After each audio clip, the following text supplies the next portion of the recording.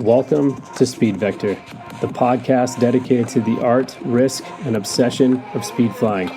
I'm your host, Victor Garcia, speed flyer, skydiver, cinematographer, Navy veteran, and full-time gravity junkie. Every week, we dive into the lines we fly, the gear we trust, and the stories that push us past the ridge and into the void. Whether you're just learning to launch or chasing the perfect line, this is where speed flyers come to connect, learn, and stoke the fire. This is Speed Vector.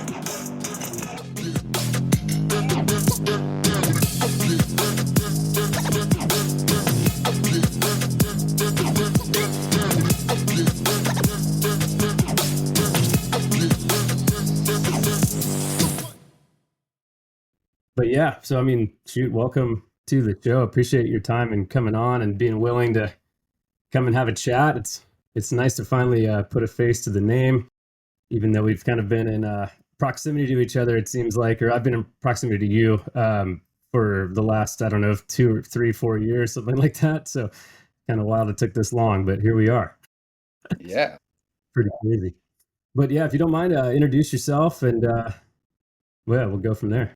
I'm Ian Cherteiny.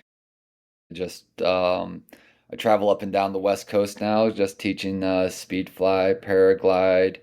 I'll also do skydives, and even though I'm trying to gear myself away from the drop zones and a little bit more in the mountains.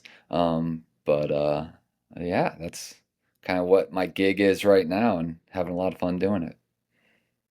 Yeah, it's a great Should I life. start Great from the path. beginner? Yeah, I mean, I always joke, I'm like, start from day zero, and people interpret that differently. It could be like, the day you were born or the day you started doing air sports or, anywhere in between. So yeah. How did you get to where you are now? Man, uh, Loaded. I was what Loaded. was it? Josh was telling a story about tying up a tent, I believe, and that was his first parachute. And I'm not far off. Like I was born in '82, so this was probably back in the early '90s, if not late '80s, when I was 8 years old in first, second grade. I was grabbing, a tablecloth and jumping off big toys because all that they used to protect us back then was just, an inch and a half of rubber on a concrete slab. So that's kind of where, like, how I played. I always climbed things. I jumped off them, climbed up trees. And I always, uh, around fourth grade, third grade, my mom got me involved with springboard diving because she kind of figured out that I like to jump off of things. Um, and so started doing springboard diving. And at the same time, I was also flying kites. Like sometimes I would try to design my own kite via a trash bag and sticks and string, do whatever I could. But then I would get like actual stunt kites with two handles. Um, had a lot of fun with those and started educating myself on in that type of world, understanding pitch, roll, yaw. Um, Probably back in high school because I was looking at kites. Um, and because parachuting really wasn't a mainstream thing back in high school or before high school, a lot of my flight stuff revolved around kites. And then finally one day I saw on my broadcast channels one of those extreme shows, and it showed paragliding or it showed base jumping. And by this point, I had been diving for, uh, I dove for about 13 to 15 years from like about 8 years old all the way up to 22, somewhere in Wow. there. Um, I was, I was a junior in college. I went to the NC2A zone meet. So that's like the qualifying meet for NC2As. Um, I got to go hang out with some pretty big guys. And I think while I was diving, I kind of as I got away from diving, I realized, the holes in my progressions on like I kind of wanted to send it to the next level and lacked a base. Coaches, yeah, they would always work reluctantly against me. I'm a teenager. Um, so at some point in high school when these two worlds met, where I was flying kites, I was diving, and I finally learned that base jumping exists. Um, I was like, you know what? I'm going to go and I want to base jump and do some flips and shit, do some cool stuff. And so my whole life revolved around that. I started doing like suicides off 10-meter platforms. I started landing in between circles of people, like doing some clown shows, and a lot of that was geared towards diving. That was how we got the the clubs got the newer kids as they saw all the old kids jumping around doing the things, um, and then and I excelled there. I had a great time, doing a triple Lindy, like you do board transfers. So I jump from 5 meter to 3 meter and do a trick, or I do a backflip, land back on the board, and do so. There was a lot of acrobatics before I ever touched a parachute, and then once college was over. Um, I got into coaching and started climbing those ranks. First started just at country clubs, just, kids for like, you know, 6 weeks. So like a month and a half is all the time we worked with them. And then high school where we had 13 weeks. And then finally got to college coaching, where college coaching is a full, almost 9 months. Um, and there is where I got kind of exposed to actual skills progression and skill development of like kids. So, like, what are you teaching a 8-year-old to 12-year-old? What are you teaching a 13-year-old to 16-year-old? Where are you teaching? Kind of start categorizing.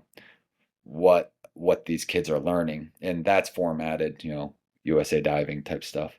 Um, and then you start learning what it looks like to like you can't take an 8-year-old and say, "Hey, go do a college dives." You start talking to that 8-year-old and let's say, "This is what we're going to do today, preparing you for tomorrow."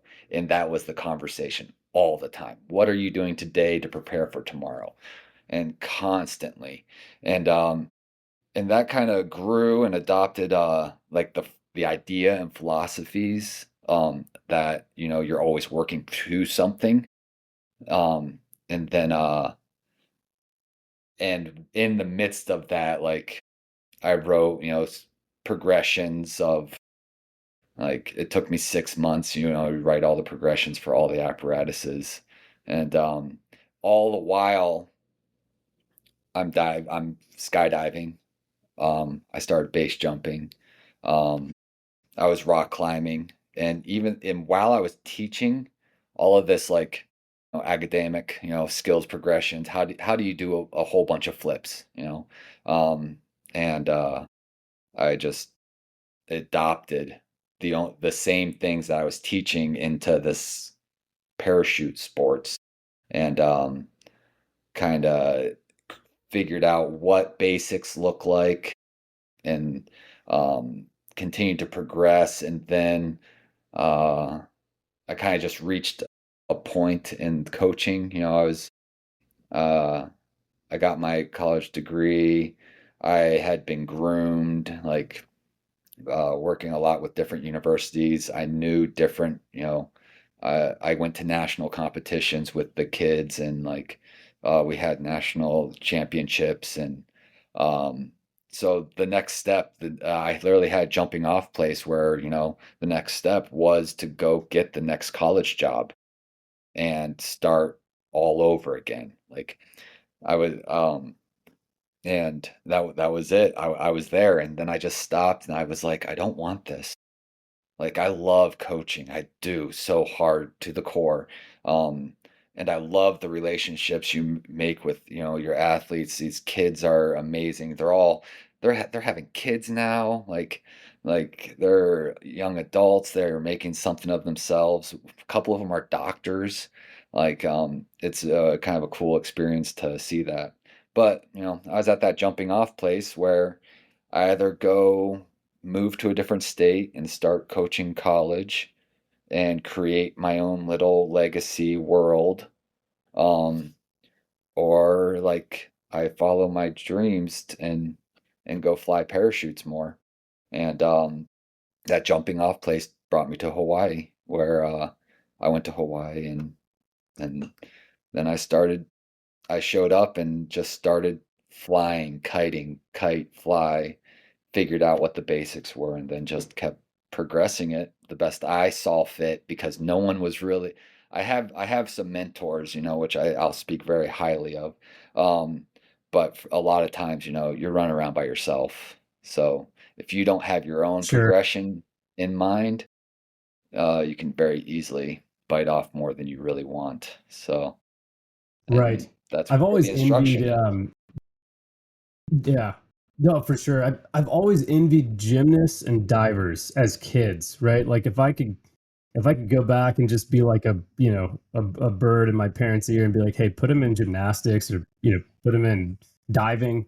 That the air awareness that you get from even just like you know that 8-year old like rudimentary level diving curriculum is invaluable. I mean, I think in life in general, but especially in action sports, especially in the sports that you do, the sports that I do, the sports that we do, it's so critical. And it's like if you don't have that, you can learn it, of course, but when you're a sponge as a kid, it's a lot easier to pick up how to backflip it.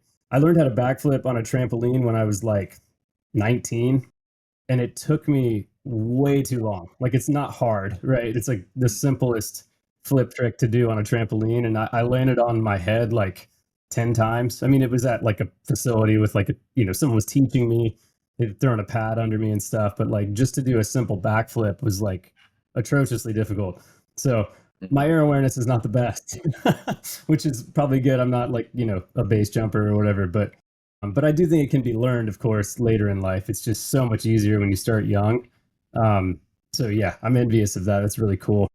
And then, yeah, it sounds like too. I mean, just from coaching and stuff, you definitely were a step ahead of the game when it came to like figuring out your own progression. Like you said, having to figure out some of these sports by yourself. I mean, when did you start kite surfing? Was it like early days of kiting? Because that sport has Oh changed no. dramatically. Uh, Nah, that was during COVID. Like the months before Oh, COVID, okay. I started kiteboarding, and then during COVID, like I mean, I won the lottery. I've worked very hard and definitely have not won the lottery in a lot of aspects, but like that COVID, like we were in Hawaii. Um, I did 130 hours paragliding. I speed flew almost every day. And then most mornings, kiteboarding was good. So I was like out in Kailua, kiteboarding in the morning. You can't park in the parks for COVID. So I'd like have my bike, my board, my pump, and just ride my bike to the park and You just inflate. We'd have park up our in the butts neighborhood up on. there. Yeah. Like, yeah, yeah, Yeah. So that's yeah. So that's when the kiting happened. I went to college for a year in Florida on a lacrosse scholarship, and ended up moving to Salt Lake soon after that, and left college behind for a handful of years, well, almost 10 years. But anyway, I I learned how to kite surf there, sort of, but it was I can't remember the wing I had or the kite I had, but it was like old school. Like I got it for cheap. Like I got the whole setup for like under $1,000, and it was like a 15 or 16 meter. It was huge. And the dude I bought it from was like, oh man, like the wind's not normally that strong here, so you'll be fine. Like, here's a video to watch. I'll come out and help you out for your first day. Dude, I got yanked so hard on that thing. I was easily like, it was easily like 200 yards. A drug on my face across the sand. Did get one good like downwind run in, but I couldn't figure out how to go upwind. So I just sold it for less than what I bought it for like a week prior. and called it good. But I didn't have time when I was living in Hawaii. I was in the Navy, and for 3 of the 4 years I lived there at least, and then I was focusing on skydiving, and I was getting into speed flying, and I didn't have time to devote to it. But had I stayed, I think I would have, because it's so fun. And I mean that drop zone's amazing, because you can jump all day, and then the wind's up in the afternoon. You can just walk across the street and go kite. Like, it's such a sick, special spot. And then I wasn't speed flying there; I was ground handling. But the main speed fly launch, or one of them, is just like the other direction, like from the drop zone. It's just up the mountain a little bit. Easy hike. So, this is a magical place to be, for sure. I uh, I love the mountains. I love snow, but I do miss that specific spot because it is very special. Yeah, if there's the equivalent of a wind tunnel for parachutes, Hawaii's it. Like, and I Honestly, tell everyone, I'm like, I have my 10,000 hours of toggle time. Like, I've pulled, I've flipped, I've done all the things, but like, what's the next frontier? The next frontier was the mountains. So, as Hawaii came to an end, um, it was almost like that cliche idea, the mountains were calling. Like, I had unlocked Hawaii. I had done all the coolest things, and I was like looking for the next step eventually. And luckily, I had met Carl and Jeff, and um they offered me a spot here in Utah to do some speed flight coaching, teaching, and so it definitely Hawaii and all of that wind definitely made a lot of things possible for me. yeah. I mean, it's intimidating, especially from my perspective. Just I've been on that launch. I've ran up that mountain so many times there in Hawaii, and I remember looking at it and just being like, "There's no freaking way I'm launching off of this." I mean, I hadn't actually done a speed flight yet. I probably did 10 hours of ground handling on the beach there, but um, I just didn't. Uh, it, it wasn't conceivable to me, because it is a fairly flat grass launch, but then it ends abruptly in a very, in a literal cliff. And then it's all like lava rock and trees and stuff. And then, I mean, but like, what an awesome spot to do some laps. Now I'd be like totally stoked on it now, right? But you definitely get good at flying in the wind there. Yeah. And you definitely get really comfortable cliff launching, because that's all it is. I mean, even, and that one's not even the extreme one. I'm talking about the one, up the switchbacks there, and by Oh the yeah, drop zone. Kalia. But then you go Oh to, yeah. yep, I was blanking on the name for a second. But then you go to the east side, and there's that, like, like the lighthouse and all that, and you land there, like it's near Sandy's. I can't, man, Oh, I'm it's blanking on the beach. Makapu. Makapu. Makapu, yeah. Everyone Also, wants like, huge Makapu. cliff, right? It's I one mean, of the awesome most spot to gnarly store. places. It's super gnarly. Yeah, I bet. And I mean, I'm sure it's pretty laminar, wind wise, unless it's like a little bit off to the right, because then you've got like the little mountain that the lighthouse is on. I'm sure that creates a mess of air coming through, like all sorts of mechanical turbulence. And um yeah, I know that, what is that, like a P3 or higher launch technically, for in like Ushba's eyes. I don't remember, but Yeah, it kind of I don't even. the maybe oversimplifying of a P3 site is you require some actual lift to make it to your landing Okay. area. Like, Okay, so see, I'm oversimplifying. not Like, like. it when you launch, you have to go up so that you can make it, I don't know, like a quarter mile, maybe a half a mile down the road where Okay. there's the designated landing area. And then if we did bomb out and we land on the beach, it was understood that you owe the lifeguards beer. That's like, Oh, so okay. everyone's like, I want to Interesting. land Yeah, on the see, beach. I'm like, well, make sure you bring beer. Like, do not mess up our right. spots. Like, the lifeguards, they come, they talk to us. They're like, "Hey guys, you're not supposed to do this." And you just put your head down and hand them beer, and they said their piece, you paid your taxes, and you go do it Right. again, if you wish. you know. But Yeah. it all revolves around respect for whoever is operating that place. And if you understand where you can belong and where you can't, like you can have a lot of fun. It's when you're trying to find those gray areas all the time. Those people, they make waves in our little. Yeah. Yeah. And I'm not trying to burn that spot. If anything, I'm Oh no, trying no, to no, no. just raise light to it. I mean, a lot of people know it, right? It's like very obvious when people are posting videos and stuff of that place. And Hmm. I've seen a lot of people speed fly there. Some of the guys out at Go Jump and at Skydive Hawaii, I think are flying there quite a bit.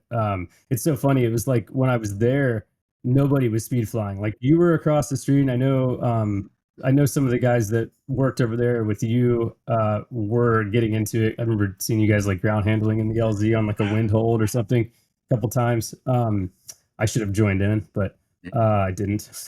But anyway, I feel like when I left, a lot of guys that work over at Go Jump started getting into speed flying, and I was kind of bummed. I'm like, of course, like when I leave, everyone gets into it because I was super into it and was like, you know, asking questions. I mean, there's some people over there that fly for sure, but before everybody else started. But it seems like just paying attention through like Instagram that more people are doing it now, which is really cool.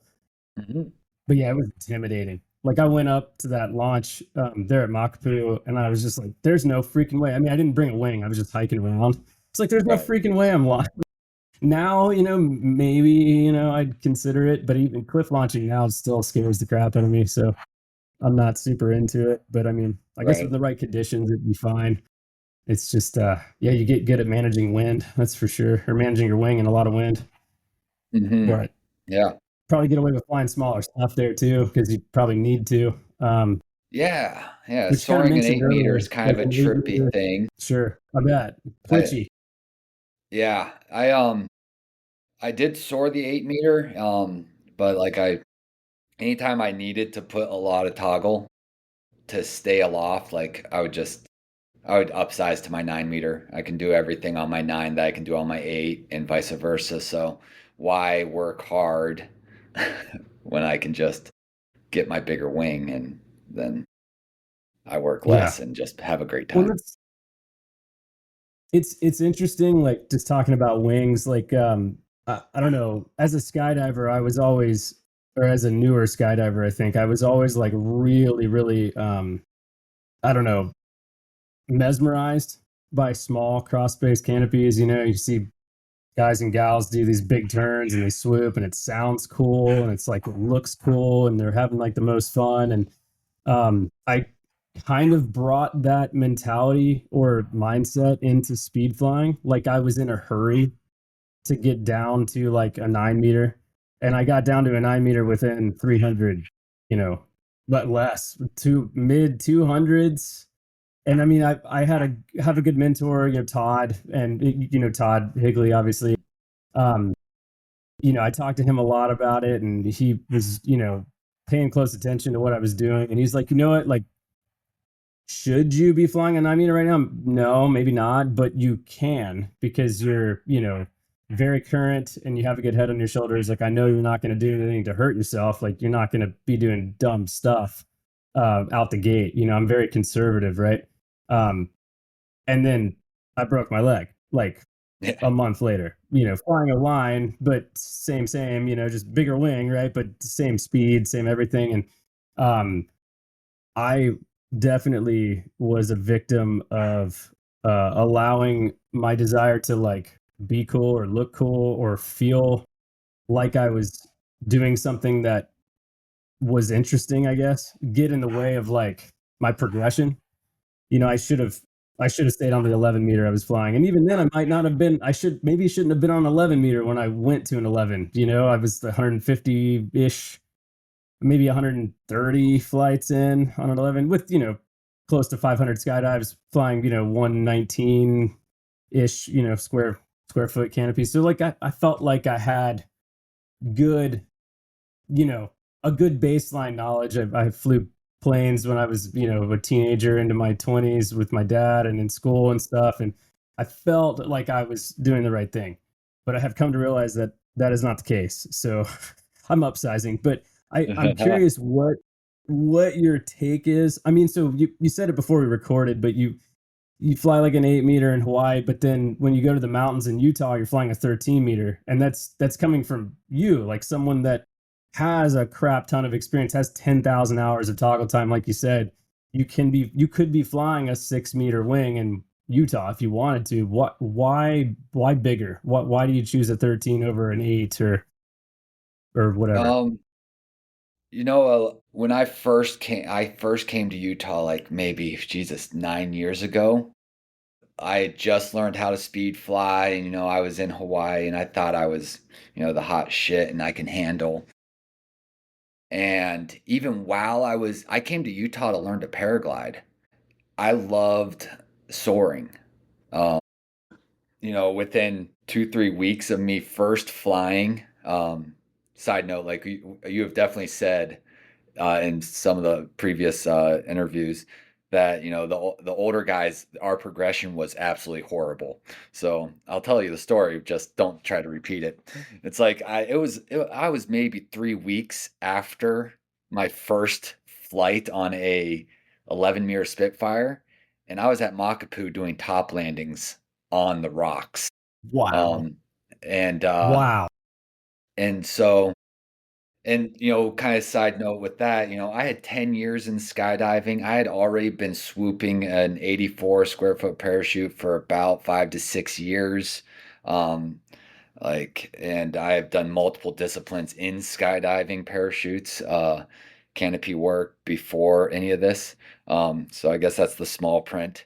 And then, so as I came to Utah, 9 years ago, and to learn to paraglide. So I had my 24-meter B wing, and and I had my 9 meter and my 11 meter.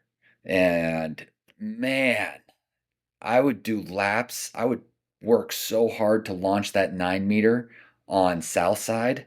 Like I have to run halfway down the road, like to learn how to do zero wind launches with nobody really guiding me. I was just figuring this stuff out, and then I got the 11, and I was like, "Oh man, I need the 11 meter to go do this mountain stuff." I flew Cherry that year with my 9 meter, but I went up to Grandeur with my 11 meter. Um, and that Mm, I failed my love launch grandeur. 3 times. Yeah, it's beautiful. Wow. I just started flying it again. So I failed my launch 3 times. I rolled down the mountain a little bit. I lost my GoPro. So I was like hitting the little button to have the GoPro turn on and turn off so that it would so I could find it because it had been ripped off my head.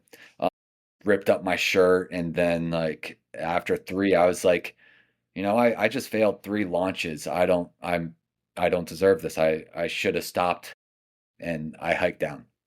Um and so that one experience like sat with me for until now. Like I got to fly Grandeur this summer for the first time since that accident.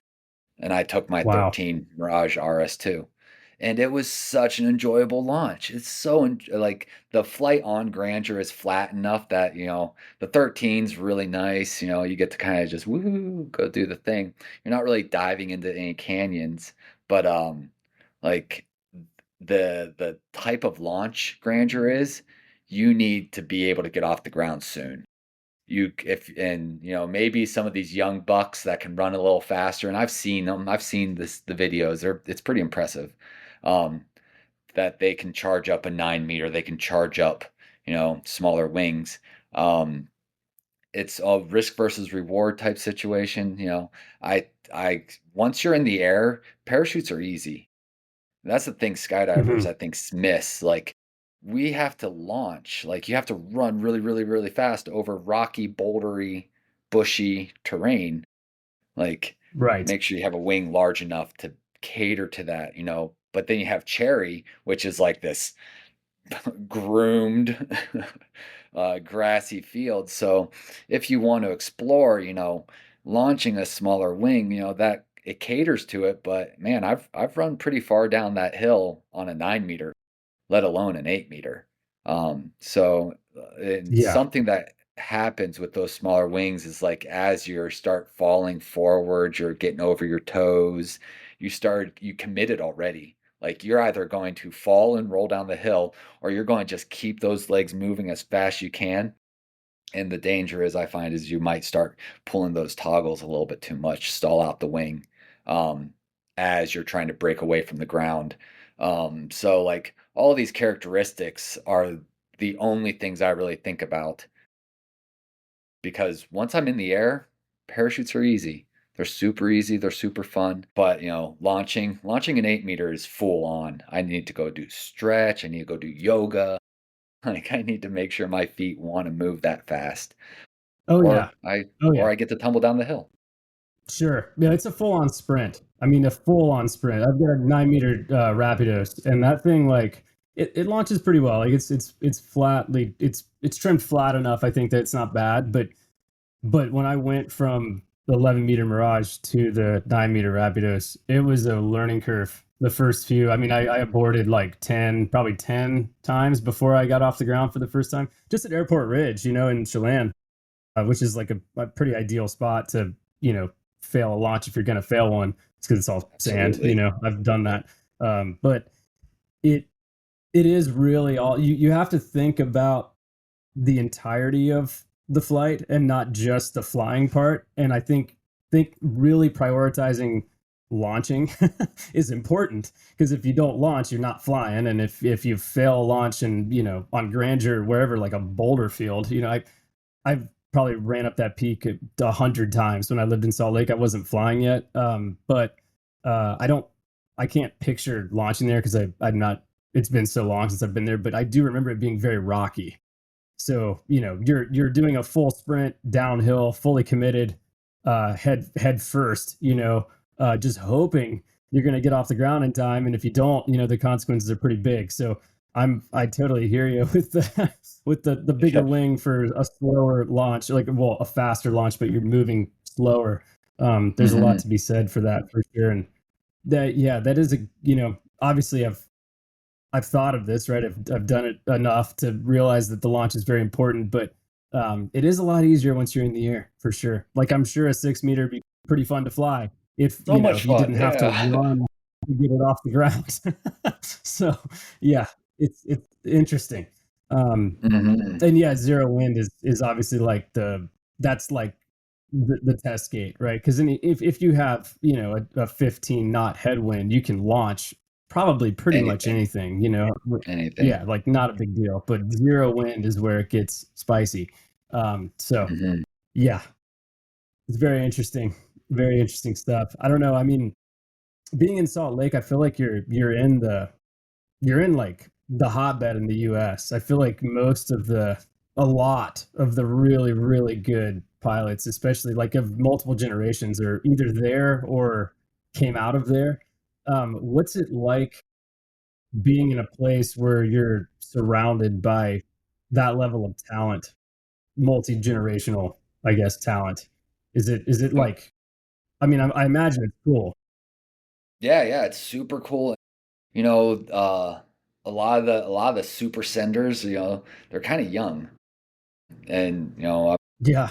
I'm 43, and still having a pretty good time. But a lot of the guys that are doing all the really, really cool stuff, like they're kind of in their early 20s. So all that running things I was talking about, they got that gear. Like they just and they're ready to run, run, run.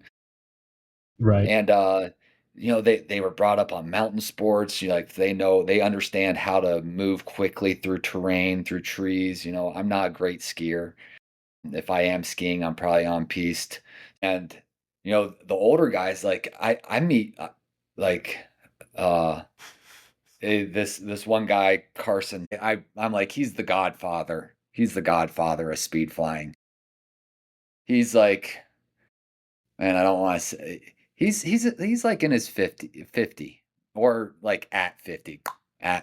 Like he was in Sure. Salt Lake teaching paragliding, teaching speed flying while it was brand new. Like he was part of that groundbreaking period where they were exploring what it looks like, and like he's out flying around, and I'm looking, and I see him, and I was like, "Oh, dude, there's Carson." No one has a clue who he is.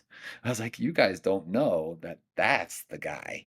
Like everyone's looking at this guy. I'm like, "No, dude, this is the guy. He's still doing it." That's And awesome. he has a resume. I met him in Hawaii, and I asked him, how to start speed flying, and there was another story going on there, kind of similar to what's going on now, but um, uh, just so yeah, as these people keep watching and doing this, exploring more into their flying, um, the younger kids, they're sending it, and the technology is meeting their ambitions, which is pretty fun. So now the only thing that kind of punks them is their decision making. um their mountain knowledge is second to none. They're so smart, they know what's going on, like, but I remember being in my 20s. I have a couple bruises and scars from my 20s too. And and there's definitely less of the older guys. I talked to, Kevin with Fluid, not Fluid, yeah, Fluid Wings, and we just chuckle. We're like, Jesus, we're one of the few guys that still run around here with gray hair. Um, and then there's a few other guys that are still sending it. Um, but it's almost a young man's game, so it's kind of fun watching these guys show up, and even the young ones, the smart ones, they just go, I wouldn't worry about. They're probably only going to be here for 2 years. Like they get it. They get that the turnover in this sport is so fast, 2 3 years, and people probably got out of the sport already. So when you start seeing someone Why that's is been that? around, I mean, you can see it in skydiving too, like, that, the life expectancy or the career expectancy of, in these sports is normally about 3 years. You spend your first year being a student, you spend your second year starting to explore out, you spend your third year start pursuing a discipline, and then you either did it, you got hurt, you saw something. It's that cliche thing they say with base jumping. You either watched your friend die, um, you've started getting hurt, or you died yourself. Um, and that's the base jumping things, and that's normally like inside of 3 to 4 years. So like if you can't throttle back and realize that your progression is actually an 8 to 10 year progression. Um, Mhm. it is difficult. It is a very action adventure sport, but paralleling it with base jumping is reality. I think you're going to learn, then you're going to get disciplined, and then you're going to see how far down the rabbit hole you can go. And sometimes it doesn't work out, Right. which is why we Yeah. start Yeah, progressions. that's true. Yeah, it's heavy and right, and it's so important, right? And man, when I started this, I understood the risk, like it. I've been around air sports enough, I'm not a base jumper. It's so funny. I was in like a parallel. I came to a crossroads. It was like I'm either gonna go to the bridge and learn to base, or I'm gonna start speed flying. And I chose speed flying because my girlfriend was like, I don't want you to base jump, and I'm like, okay, well, I'm gonna speed fly, which is way safer, right? Like I'm like, yeah, it's way safer. I mean, and it makes sense, but it's not safer, right? It's just you're not doing something that from the outside looks as extreme as base jumping, because base jumping, it's obvious, like you're jumping off of a relatively low object. You're staring at the ground where you're going to splat unless you do something, right? Speed flying is a little different because you can go to Southside, you can go to Airport Ridge, you can go to a grassy hill in your backyard if you have one, and you can throw yourself off it, and that technically is speed flying, right? It's it's not and also the barrier of entry into this sport is zero potentially, because I mean, maybe you can buy a base rig, maybe, if you don't have any experience, if you know what to say. Obviously don't do that, but you might. But I feel like what base does better than speed flying does, and I'm sure it was different, a handful of years ago, but they regulate their sport better, I think, than speed flying does, to a degree, because you know you can go on the marketplace and buy a speed wing and a harness like pretty easily. I mean, most people aren't going to ask many questions as a seller, right? Because they want to sell the wing to buy a ski pass or to buy a new wing or to whatever, pay rent. Like, I mean, I'm very generalizing here. Like, I'm joking, right? But with base, it's like, you want to do it right. You got to go, get your 200 skydives, which is a $10,000 investment, maybe, maybe more, maybe less. And then you got to go to the bridge and you got to do your first jump course or whatever. And then, find a mentor, blah, blah. I feel like there's just more steps to it.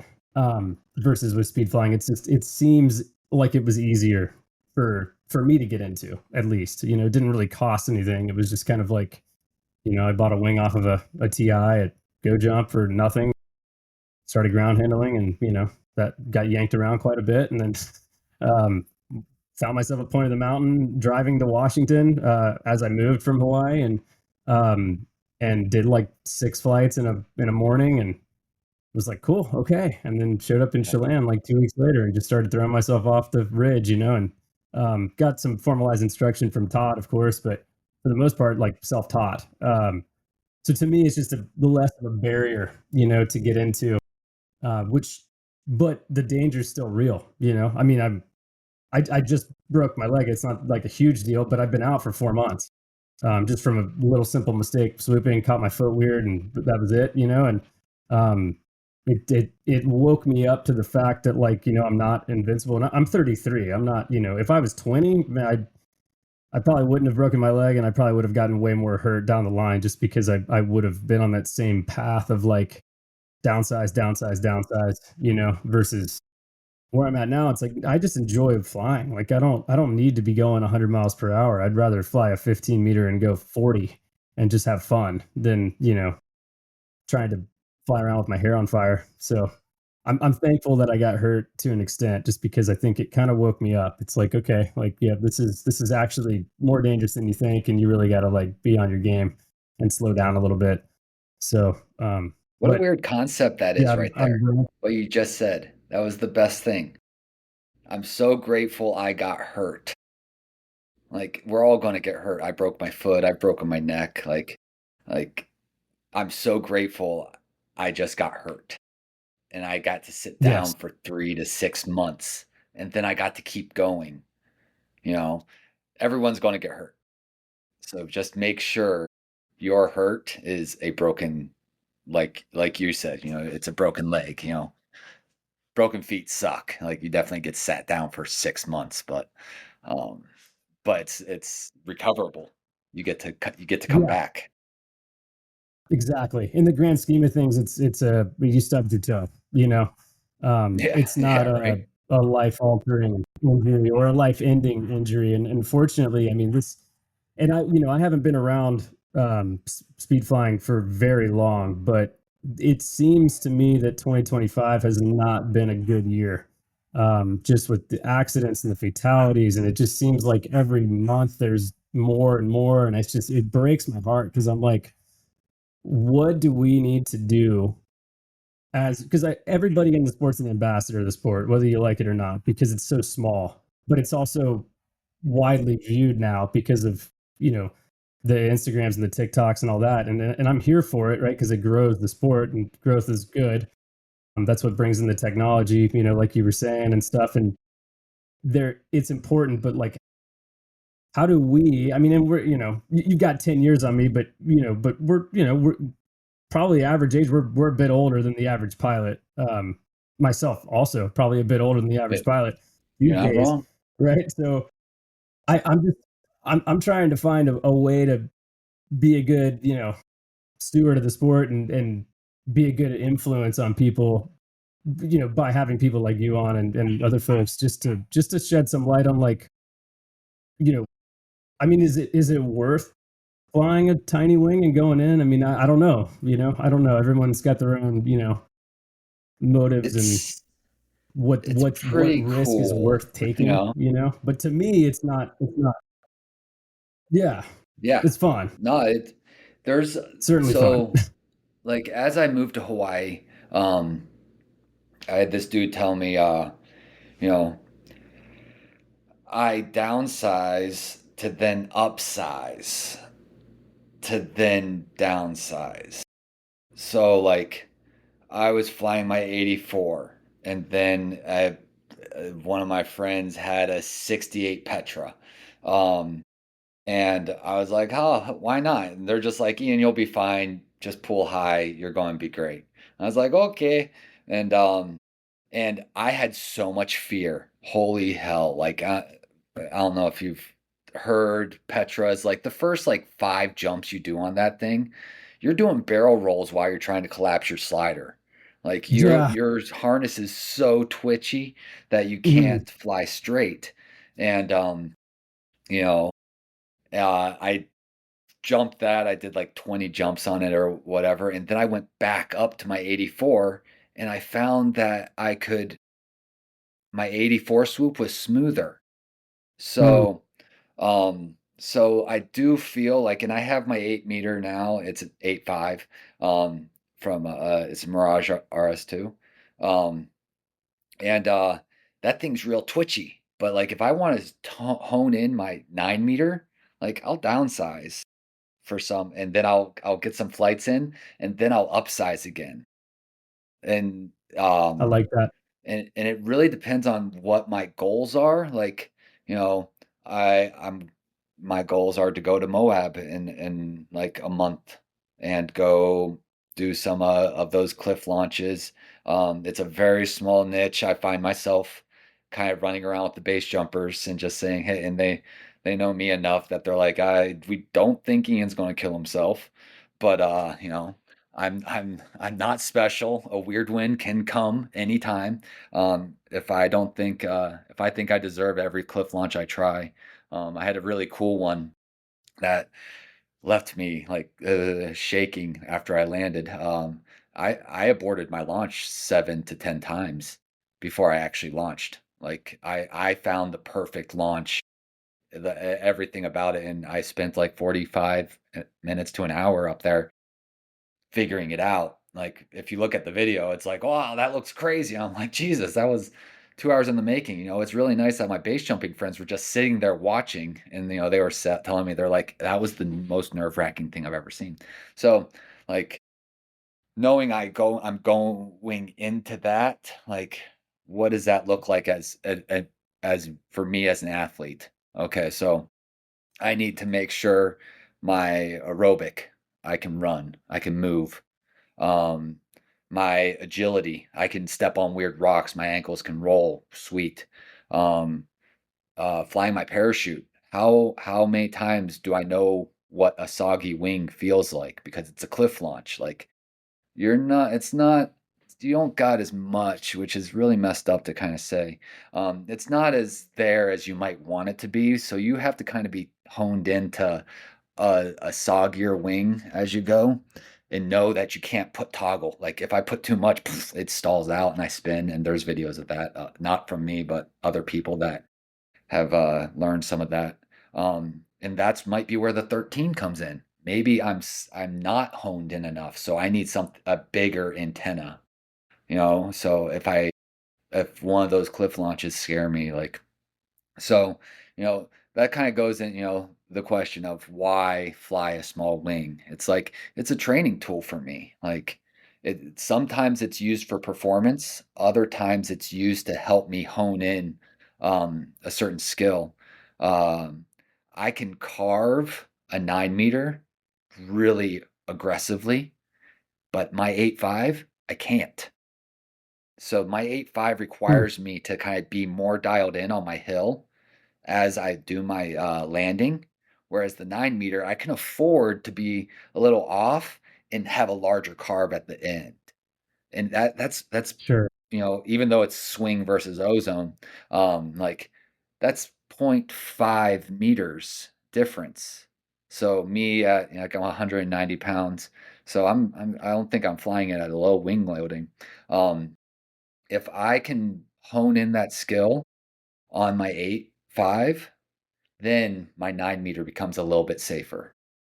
And then so whereas I'm not flying my 8.5 saying, look at me. Like if anything, like I have a heightened sense of attention to what's going on. So then when I go to my 9, like now I have a little security blanket because the 9 meter is going to give me more feedback. And then I can focus more on the weird terrains that I'm putting myself into. So I think there's like I'm kind of getting myself to the point of, there are wings that I use for performance. That you have wings that I use to train my finite adjustments. And all of that looks different for other people. I talked to Jeff at one point. He goes, "I'm flying an 8 meter," and he's like, "That's like the biggest wing I've been flying for a while," because he gets to spend the winter on in the skis down on the 6 meters or the 5.9. Um and uh it so if it depends on what kind of athlete you really want to be. Like if you want to perform on an 8 meter, like it might not be the worst idea to be flying something smaller, just for but don't fly it recklessly. Don't fly it thinking you are the golden god swooping the landing area. Like heightened sense of awareness. And uh, some of the guys in Hawaii would say you're stuck in the void. Like when you start doing turns and you're no longer thinking, you're too comfortable. You need to step out of that Right. comfort zone, get yourself a little bit scared again, because fear is good. Fear keeps us alive. I never say I'm launching fearless. Like I'm scared. And if I'm not scared, I need to change. And that's my progression. Like if I'm not scared of what I'm doing, it means it's time for me to move. And what does that Right. look like for me? It looks like a full-size paraglider. I've been doing a lot of cross country. I have a 26 meter Gen Bonanza 2. Like it's a C wing. It can be aggressive, it can be spicy, but like I'm up in the air for 2-3 hours and getting bumped around. That scares me a lot. And Oh yeah. then, so I come back to my speed wings and I'm like, oh, thank God I get to have a nice little relaxing flight. Um, Yeah. and then, and I'll Yeah. normally do that on a 13 meter. But then if I start getting a little weird or reckless on my barrel rolls or on my choices, I'm stuck in the void. So now I need to change my platform to make myself a little scared again. So I have a heightened sense of awareness, because it would be nice if I could just logically say, all right, Ian, it's time to be a little bit more dialed in. But no, like it's an emotional thing for me. I'm a very emotional pilot. So I have to acknowledge that, appreciate it, and figure out how to use it to my advantage. Some people don't have emotion. Like then they're going to have to talk a different strategy. Right. That's so interesting. I like that. I mean, is it possible for you to feel not complacent, but like just not scared? Like if you're just doing a lap on south side with some students, like do you feel Yeah. fear in a place that you've flown a million times? Um, You do or no? Kaolea, we can definitely bring this back to Hawaii, um, where I would fly all the things. I would do tandems off Kaolea. So, and that would make me exciting because, then I got to I the goal wasn't to perform with the wing. The goal was to like take my friend on a enjoyable experience. Um, but then I'm still a I always say I'm still a skydiver. I'm still a base jumper. I'm still a speed flyer. Something in my brain starts saying, "Oh, I wonder if I can go a little harder." And that's my first red flag. When that red flag goes off, I I stopped taking tandems. And then I would pull out my 9 meter. I would pull out my 8.5 and I say, all right, I'm going to go and launch this a bunch of times until this, produces um, the certain level of comfort. I'm never looking for an adrenaline rush. Never. I survived that years of my life where I was, you know, back when I was base jumping, 16 years ago, I would climb this 420-foot antenna and sit at the top of it and just watch, um, watch the world go on around me. No one knows I'm up there. It's, you're base jumping. It's this weird little uh, concept with base jumping. No one knows you're there, and then you jump, you open, and you land, and unfortunately, a lot of these things were done by myself. So, and I've started feeling like my heart was never accelerating. So I stopped base jumping. I was like, it's not for me anymore. Like, if I'm not feeling anything, peace either. I wasn't feeling, the calm, meditative peace. I wasn't feeling that either. I was feeling nothing. And that's a red flag. So like, these like I think that's kind of why I'm surviving at the moment, because I have established all these red flags on when I need to move on, when I need to step away, you know um over the the fall right now. Like, it's beautiful. I'm flying my 13 meter with a camera stick out my back. I'm like, I'm not here to perform.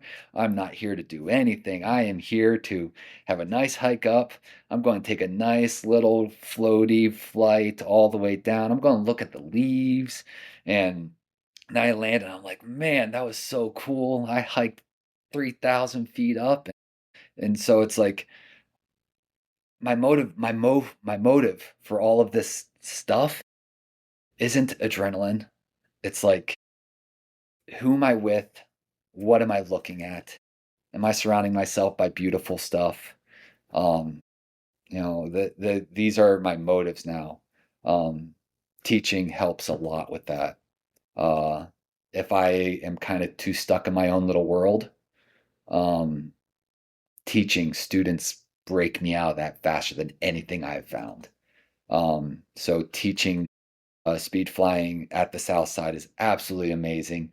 I tell the students on the first day that my favorite day is the day I get to hook up a wing with you. We are going to go fly together rather than me sitting on the top. I spend 7 days, like 7 days, 5 hours a day. Like, that's what an instructor looks like. If the instructor never has the walkie-talkie in their hand, maybe go find another instructor. Because the instructor should not be making that flight time about him or her. Like, it's about the student. My job, my commitment to my student is that I am on the ground staring at you with the radio. Um, and then if I do get to hook up a wing and fly with you, and just smile, and I'll probably take some videos of you, because who doesn't like a video every now and again. um so I don't know if I did said all that organized, but like, these are all the way you can be a total pilot. Like, fly everything, whatever you need to make sure you stay safe. If you're too comfortable, go somewhere else. You shouldn't be too comfortable. If you are, something else is going on, whatever that looks like. Every once in a while, yeah, enjoy it. You're having a great time. But students, all my wings, everything's a teacher in some way, shape, or form, and listen to your red flags as they go off. Yeah, I mean, to have that kind of awareness, and like self, just self awareness, right? It's a skill that's learned. It's a skill that's, I don't think people are, maybe some are more than others, are born with like a really like keen sense of what's going on internally. But I feel like most people maybe aren't. So, do you have any, like, I mean, and correct me if I'm wrong, but were you, have you always been very self-aware, or is this something that you've kind of like worked on over time, or does it just come with, like, as you've progressed through these sports and matured a little bit, I guess, to become so, just cognizant of what's going on internally? Um, I definitely had to learn that through some broken bones. Like I broke my foot, and I didn't fly for 6 months, and then it took me 3 months to learn to walk again. Um, so I'm not. So I can look back retroactively and say I had some stuff going on in my life, and maybe I should not have been flying. That's maybe that's maturity. Now, if I really go back, ultimately I've been I've been scared almost my whole life. Even when I was diving, like learning how to do a front flip, I smacked the water so hard, I cried. I was like, I never want to get up there again. I was not the kid that smacked the water and shrugged it off and goes, "Woo!" Nah, like I said, I'm emotional. It's always been that way. So like constantly I have to go through, start programs to kind of get myself into the flow. How do I, meet myself on the mountain, meet myself on launch, um, and and be in the right mindset to do what I want to do. Like I have this, I swooped this pond once, and the week before I went out to a drop zone and I did a bunch of swoops. I was turning an otter, and like it was awesome. I did 4 or 5 swoops inside of 4 hours, and I was like, that I'm great. I came back, and then the challenge just got dropped, and they're like, "Hey, Ian, we're going to go do this demo." And I went to the landing zone, and I saw that pond and I almost threw up. I didn't know, but all of a sudden it just drew me, and they're like, Ian, this is now me talking to myself, my inner dialogue. That's the line. That's what you're doing. You can say you're not doing it all you want, but you're doing that. That's a scary moment that like this tractor beam into an experience. Like, what do you do? Like, I organized 2 loads for that demo jump. I pulled myself off the load 3 times, and then I finally did get on the load, um and it went well. It went great. It was like this swoop with Jesus. It was like a 5 to 10 foot climb out to get up onto the putting green. Um, but like I was so scared. But like I guess those are those moments, every once in a while you're called into this extreme thing. And and instead of saying, taking the route of, oh man, I'm badass, that was nothing. I'm like, dude, I was so scared. Like, and I had to walk myself through it. And the I do what I do, and people kind of don't think I'm going through that all the time. But like, if I get real quiet and I start, you can straight up ask me, and you're like, "Hey, what is your brain telling you?" And I'm like, "Jesus, I've been staring at this line, and it just won't shut up. I have to go do it." So then I'll either change my wings, I'll change my situation until I'm no longer scared. Like I'm like, okay, this is actually a skill I can do. Like I'll do periodization. Um, Periodization is this practice of like throttling up to an experience or to a flight. When I was diving in college, you know, we didn't operate like it was conference week all year long. Like during the beginning, the first 3 months, it was like our coach destroyed our bodies. Like we were lifting so much, we were getting super strong, we were doing high numbers. So that 10,000 backflips, I've done that a couple times over again. Um, and that's what we did during the first. Like we weren't operating like we were going to competition. And then the second period, we were started operating high numbers like we were going to competition. And then the third, it goes mental. It's like, all right, now you're going to do more visualization. You're going to start doing this. You're going to start doing this. So that when you do show up to the competition, it's like you've already done it, like you've already been there. And, my best conference meet, that's exactly what happened. It's very cliche that I was so in the zone, so in the moment. It was like I did the entire competition already, and I was just pushed play, and I just needed to step out of my own way, and I would go do it. And I think that's how I progressed towards those more extreme line moments. I try not to just go do it because all of a sudden I want to.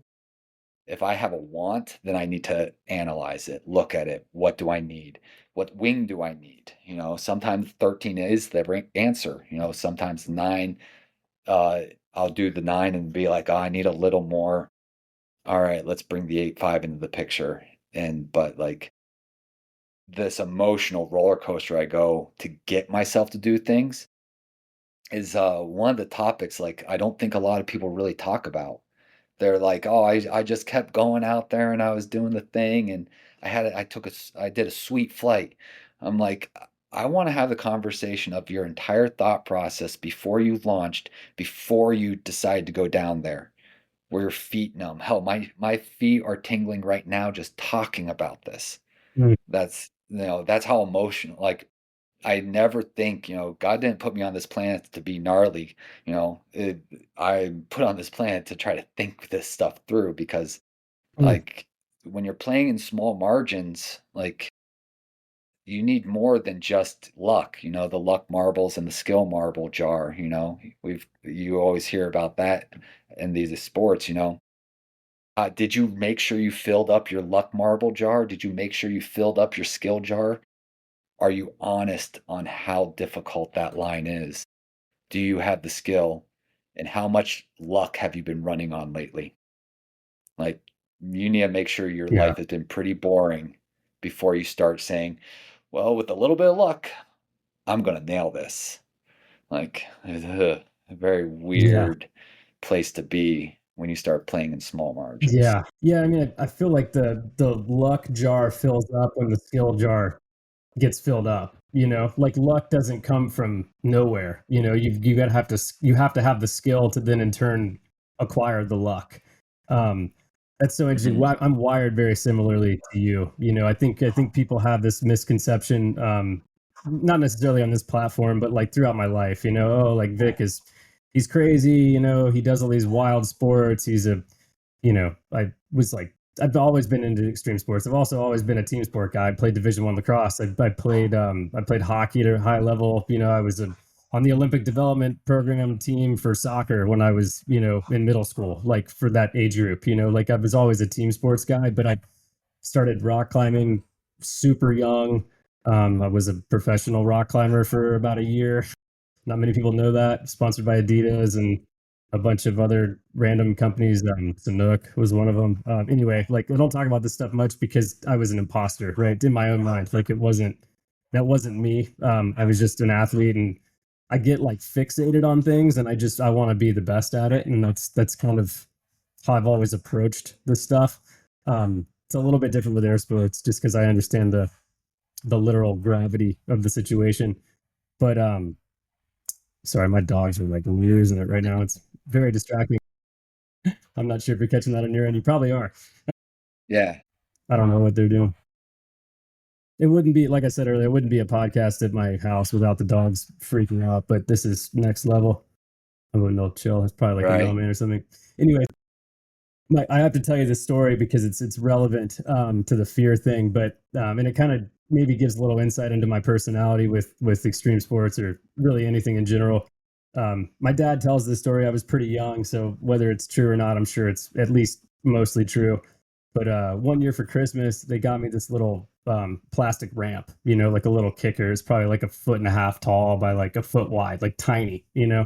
And I was a big hockey player and really, pretty good on skates, obviously for that reason. And um, basically, we went outside into the street and he put the ramp down, and I had him hold my hand as I like rolled up it and then rolled back down backwards. And I was just incrementally getting a little bit higher on this ramp, right? Just over and over again. And then eventually I'm going off the ramp. I'm jumping like a foot, like I'm barely jumping. He's still holding my hand. And it got to a point where he's like, "All right, buddy, like you're good. Like just keep doing this. Let me know if you need anything." So his story is about a half hour later, I come inside and I'm like, hey, Dad, I need you to come out. I want you to measure how far I'm jumping. It was at least the same day, but in his mind, it was 30 minutes later. Literally, he measured out 25 feet from this 1 foot ramp. Like I was going all the way up the street sprinting, as a hockey player, I could skate fairly fast for like a 9-year old and jumping like 20 plus feet, landing perfectly. And he's like, so why couldn't you do that 30 minutes ago? And I was like, I didn't know if I could do it. Something like that, something along those lines.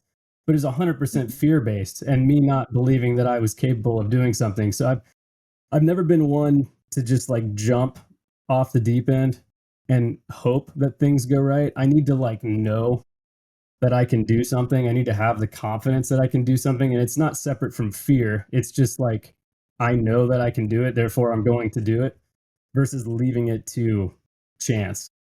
Even if I have the ability and skill to do it, right? Which is one of the big reasons why I haven't done a barrel roll. I have never barrel rolled. At least, at least in the speed flying world, maybe have done one in skydiving. Probably just a steep spirals, but obviously a little bit different. A little bit different. The wing flies differently. But yeah, I mean, can I do barrels? I'm sure, but I haven't spent a lot of time thinking about it. And they scare me, to be honest. I mean, it's not like something that I believe that I can do, even if it's well within my abilities, because they're not hard, right? It's just something I haven't gotten around to. But my point in saying all of that is that I'm wired similarly. It's like pretty much like if if I'm scared of all of it all the time. It's just a matter of having confidence to push myself past like the launch and to believe I can do it and then do it versus hoping that I can do it. So yeah, I mean it holds me back, in certain aspects, but also it's a I could probably be a little bit more, I don't know, aggressive with my decision making. I just have never been that way. So it's Yeah. it's an That's interesting place to be. I don't know. yeah. At this point, I mean, the goal is as old as we can make it, is what I Yeah, always tell. right. Like I know. Yeah. the longer you're in this sport, the cooler the things are. You don't require youth to do a barrel roll. You require knowledge. You require timing. You don't need the Sendy. Like I can do a barrel roll and do it. It can look very boring, um, because you're going to see that it's very methodical the whole way around. Or I can do it like, and it looks like I'm sneezing, where I'm just flying, yeah, and I snap them. Like I like to use a barrel roll as a tool. It's a sometimes I'm diving it. It for the big picture. Most barrel rolls that you're watching, even though yeah, I just listened to Alex and Krungplatz. Um, like they're actually swooping flat ground. That's cool. And then 1% of our very small population of speed flyers are actually doing that. Um, Hmm. but like, a lot of them are doing actual barrel rolls, but those rolls are on terrain that is almost at a 45-degree angle. Like if the world wasn't there to give you perception, we would call that a dive, you know? Right. So you basically are you like instead of feeling like the barrel roll has one tool, which is like do a flip all the way up and over your wing, like realize it's all about energy retention. So if you're focused on the maneuver and not focused on the the purpose, like the purpose is energy retention. You can do that with just like sachets and carving turns, riding the wave, going up and down the terrain. You can maintain energy that way. You don't have to go upside down. Like even my 13, it rolls just fine. I mean, I saw you said you just bought a 15. It rolls, but you're gonna have Yeah, I'm some not going to be, commitment. I don't think I'm going to be, yeah, I, w- yeah, I just tried to they're roll not as snappy. an 18. Yeah, I tried to roll an 18 Dragonfly, and and I just got the whole thing under the horizon. That's it. Like I was not over top of it at all. has zero. And like, Just a steep dive. I can roll a paraglider, a full size paraglider. Um, and I had less feeling when I was started going up and over that thing. And I was like, ah, and like, instead of making it go under me, like I just took what I could, and it wasn't a barrel roll, but like when it came to an axis, my body was up here and my wing was down here. So like what's the definition of a barrel roll? So even at a dragonfly, it's a dive. That's all it Right. is. And and if you start doing it like you deserve it, that's a whole different conversation. Because like we don't deserve any of these things we're Right. doing. It's all because we worked hard for it. Sure. Sure. Uh-oh. I lost you there. Insane. Aha. There we go. Ah.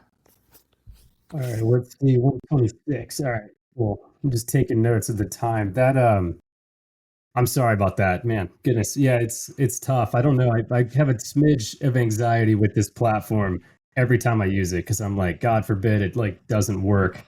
Right. But cool. Okay. Oh yeah, now it's like pretty much keeping up with you, which is good. It was like Yeah. hovering around like 40% for a while. I was kind of watching it, but it I've yeah, being out here, my my my girlfriend's not here, so I can be out in the middle of the living room. nice. Yeah. Yeah. It works out. Well, if it wasn't for my crazy dogs, it'd be like I'd have the house to It's myself perfect. too. But geez, Yeah, we had a good little little break there. That was perfect. yeah, yeah, a little let the dogs pee. Hopefully calm them down a bit. They're normally fine during the day. It's like I've done a couple of these later in the day just because people's schedules and stuff, and that's normally when they like lose their minds because they're just like they've been asleep or whatever. And the mailman comes by or whatever it is, but today's different. I don't know, like 10 in the morning, they're freaking out. So Right. yeah, it is what it is. I'm sorry about that, but No worries. yeah, but little break there. But we were before the technical issues. You were saying how you tried to you were barrel rolling a 60-meter dragonfly, which is wild, but you just got it below the horizon. I think Yeah, it it's counts. I yeah, think it's it it. counts. Oh, does that count? Yeah, Sweet. yeah, A lot of it is like yeah, the um yeah, it's almost it's weird like always making sure like realizing that it's not designed to do that at all.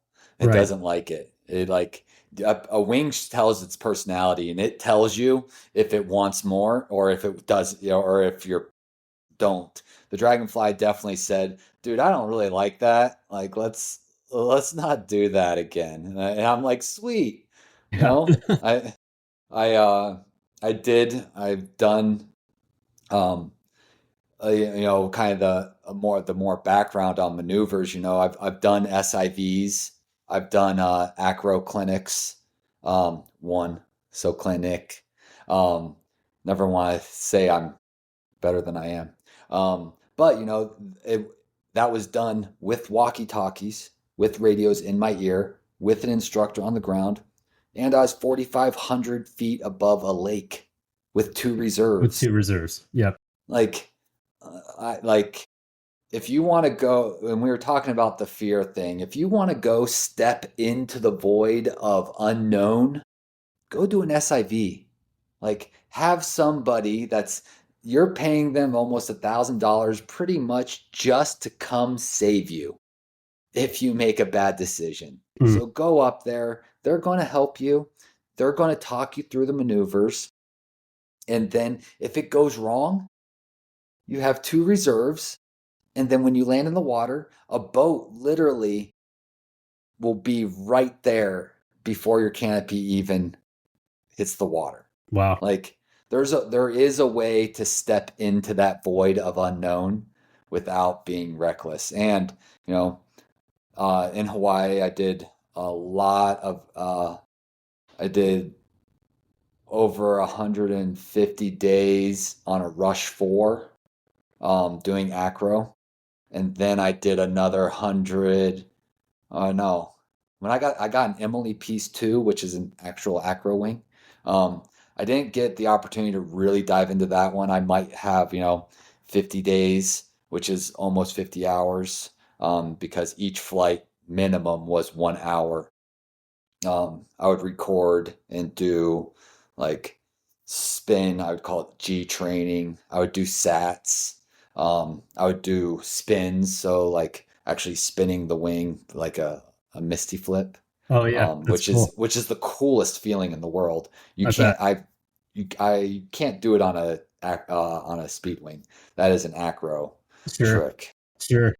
Make sure you separate the two Right. maneuvers. I tried to do it on a tandem skydiving wing, and it doesn't like it. No, I've put myself in a lot of line twists. I bet. I bet. Happily, the student was all about it. But That's hilarious.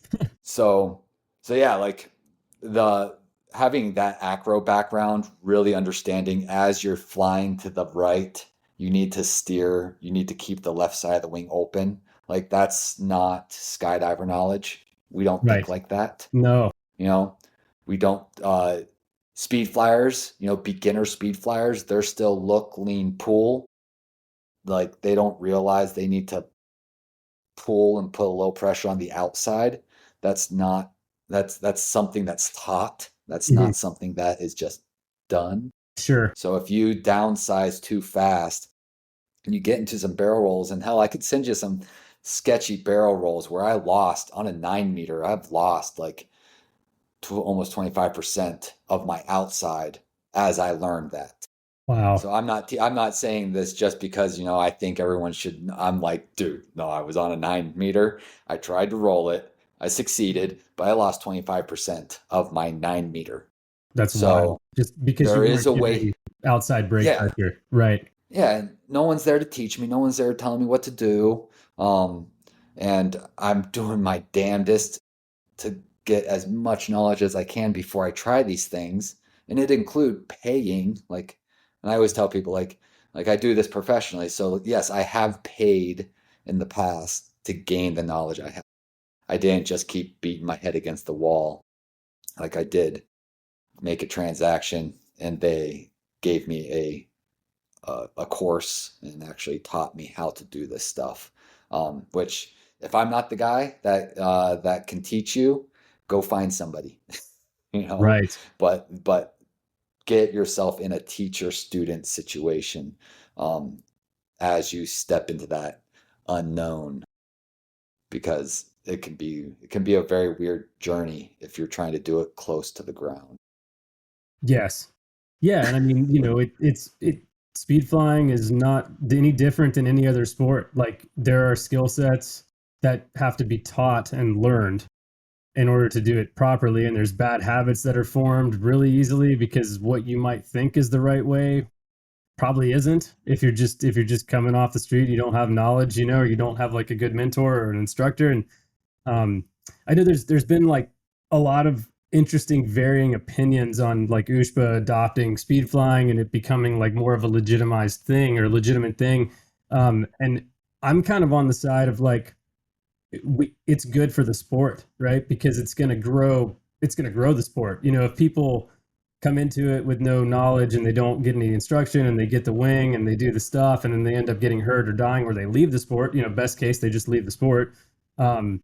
Then that's a bummer because then there's one less person doing it, versus the other way around. If there's a little bit of regulation and a lot more instructors out there that are more readily available to give good knowledge that's like, you know, relatively standardized, like have a curriculum or at least some sort of guidelines through a curriculum and you can expand or whatever within those parameters. I think it creates a sport that flourishes. And I mean, it's like, you don't show up to a drop zone and rent a rig and go throw yourself out of the plane. There's a progression. There's like, you do your tandem and then you do, your cat A all the way to whatever it goes to. And then, you start jumping with a coach and then you do a couple solos and then you have your A license. Like there is a progression, right? And I think, I don't know, I don't see a downside to USHPA taking over at speed flying. I think it's good. There's always going to be the guys and gals that are rebels that, go fly somewhere in the hills that no one sees, and that's fine. That it's going to happen, right? We're not limited to an airport or a plane, with FAA involvement and all that. It's a lot easier to go find a local hill and throw yourself off it than it is to jump out of an airplane. It's also a lot cheaper. But I mean, it's, you obviously have more of a feel for this than I do because you've been in the sport and you're an instructor. Have you noticed a shift in just the curriculum or in instruction coming from your perspective in the last, like, I don't know, however many years? Yes. So like, well, I mean, how old's the S2 program? Maybe 5 years. Yeah. Like, um, and really hats off to Jeff and Carl. And I think there's a couple other names on the document, but it's really nice. Do you know who regulates the paragliders? No. Hang gliders. Oh, Because the hang gliders were here first. right.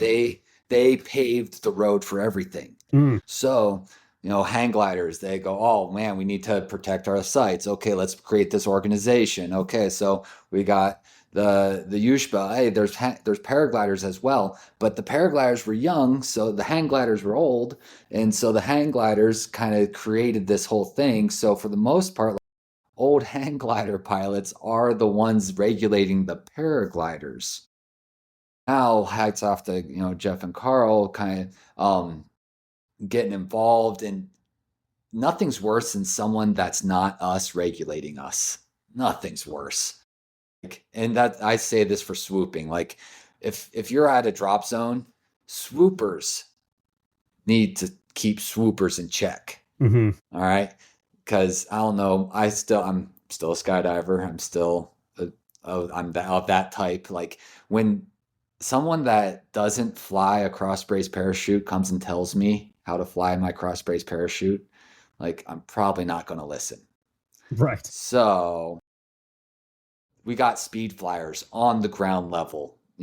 They have been in the community. They sat down and they wrote everything out, and they parallel it quite closely to the progression of the paragliding. So like, if you look at, there's no S0. S0 is a tandem, and by the USHBA standards, there's no speed tandems allowed. Right. Europe, it's allowed. But that's a whole nother can of worms and super fun.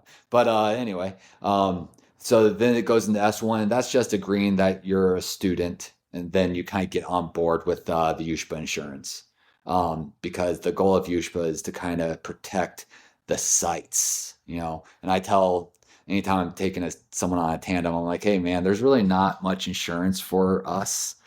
The only insurance I have is that if you hit that rock over there, the rock is insured.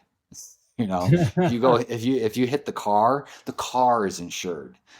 Nothing we have to offer will help you. Like, you need to make sure you have your own insurance on that side. But with speed flyers, governing speed flyers is very palatable. Like if I'm sitting there and I'm doing all the things, flying, and then I come up, I'm like, hey man, you're kind of pushing it in the wrong direction. Can I help you go this direction? So maybe you can keep going.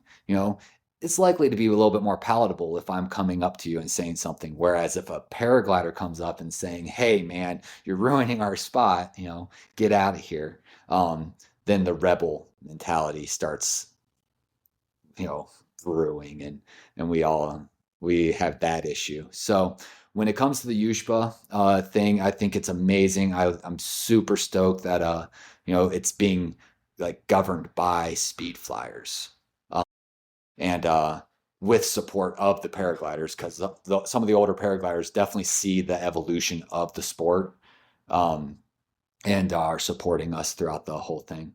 And then what I always bring back to remind people is that USHBA is basically a database, if we can think of it that way.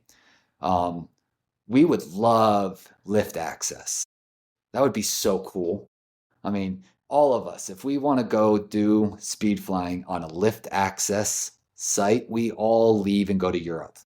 Right. You know, I was talking to someone, man, we can't quote my numbers, but it's like 10 million. We need a $10 million insurance policy to use a lift access spot. I think, once again, we can't, I'll have to look. I think we're at like 1 to 3 million is what our USHPA insurance will cover. Once again, that's for the rock you hit. It is not for you, and it's not for the customers. It's for the rock. Right. And land protection, the landowner's protection. But as we continue getting people to have an S2, and we can start showing the success rate and the survival rate goes up, we can show that we can govern ourselves. Now we're starting to put a lot of information in our corner. So when we do show up to a lift, we can say, hey, over the past 5 years, we created this governing body, this governing progression, which now we have these governing instructors that also continue teaching. And as a community, we have shown that we can educate and increase the safety of the sport. How would you feel about having a conversation with us to come use the lift access? And maybe, just maybe, in my perfect world, in my mind, that's where I'd like to think this is going. And I don't know, fingers crossed that, I think that's how we change things. We don't change things just by complaining more. We change things by showing up to the way it's done. Unfortunately, the way it's done is governing bodies. The way it's done is showing a lot of data that through these programs, through the education, we can actually do this sport that is kind of on the edge of what people would call safe, especially in a risk management state. Right. And then maybe we have an argument. So basically, that's once again oversimplifying. That's why I think oversimplifying, this USHPA progression is it's giving us an argument. It's giving us a box to stand on. So when we do go stand in front of these people, they might listen because we're proving it. Right. And yeah, it makes it legit, right? I mean, it totally legitimizes everything that you're saying. And I've heard people say, well, I'm not a USPA member because I don't gain anything from it. Well, it's like, okay, I mean, yeah, if you don't want the magazine every month, or not every month, I wish it was every month. yeah, right. Cool, I understand, but like you said, you have to have numbers and data to prove to people that make those decisions, the risk management folks or whatever at ski areas or wherever, that hey, this is like, there's money in this and we're doing it right, and here's the proof. You can't just go to them and be like, we're doing it right and there's money in this without something to show. That's not how they operate. And I was talking to Todd about this. We've talked about it ad nauseum, but we also talked about it on the podcast, and it is a $10 million like insurance policy or liability policy or whatever for a ski area to operate any kind of event, right? So like ski racing, the park stuff, like they have a $10 million policy in place, like they being any ski area, usually, if they have some sort of ski team or whatever. So he talked about, piggybacking off of that at one of the resorts out here in Washington, and something happened. I don't know. It didn't work out. Right. But that is a lot of money. I mean, it's like, you can't just, most people, right, can't just like fork out that much money to have this kind of policy. Right. And I don't really understand how it works. Obviously, you're probably not giving them $10 million, but you still have to be, good for it in some way. Right. Very limited knowledge of, liability and insurance on my end. So, speaking out of turn here, but I mean, how awesome would it be to take the chair up in the summer at name the resort and get to fly, all day. I mean, if the conditions are good, right? It'd be amazing. I mean, and that's what they do in Europe. And I'm also I like to hike and fly. I love to hike, but what if you hiked one lap and then you did 20 more lift access, you're getting 21 in a day instead of like one. They do it in Europe, right? So I think it's possible. Obviously, way different approach to liability and stuff in Europe than in the U.S. I mean, it's way different here, But I hope that it's in the future because that would change a lot, and it would, we could show these resorts that, hey, they're you could bring in even more money in the summer if you just allowed these sports to show up. I know Alta used to allow ski launching off of Baldy. I think for maybe speed flyers, but I think you had to be like 150 feet off the ground, and you kind of landed down like near one of the parking lots down by the gold miner's daughter or something.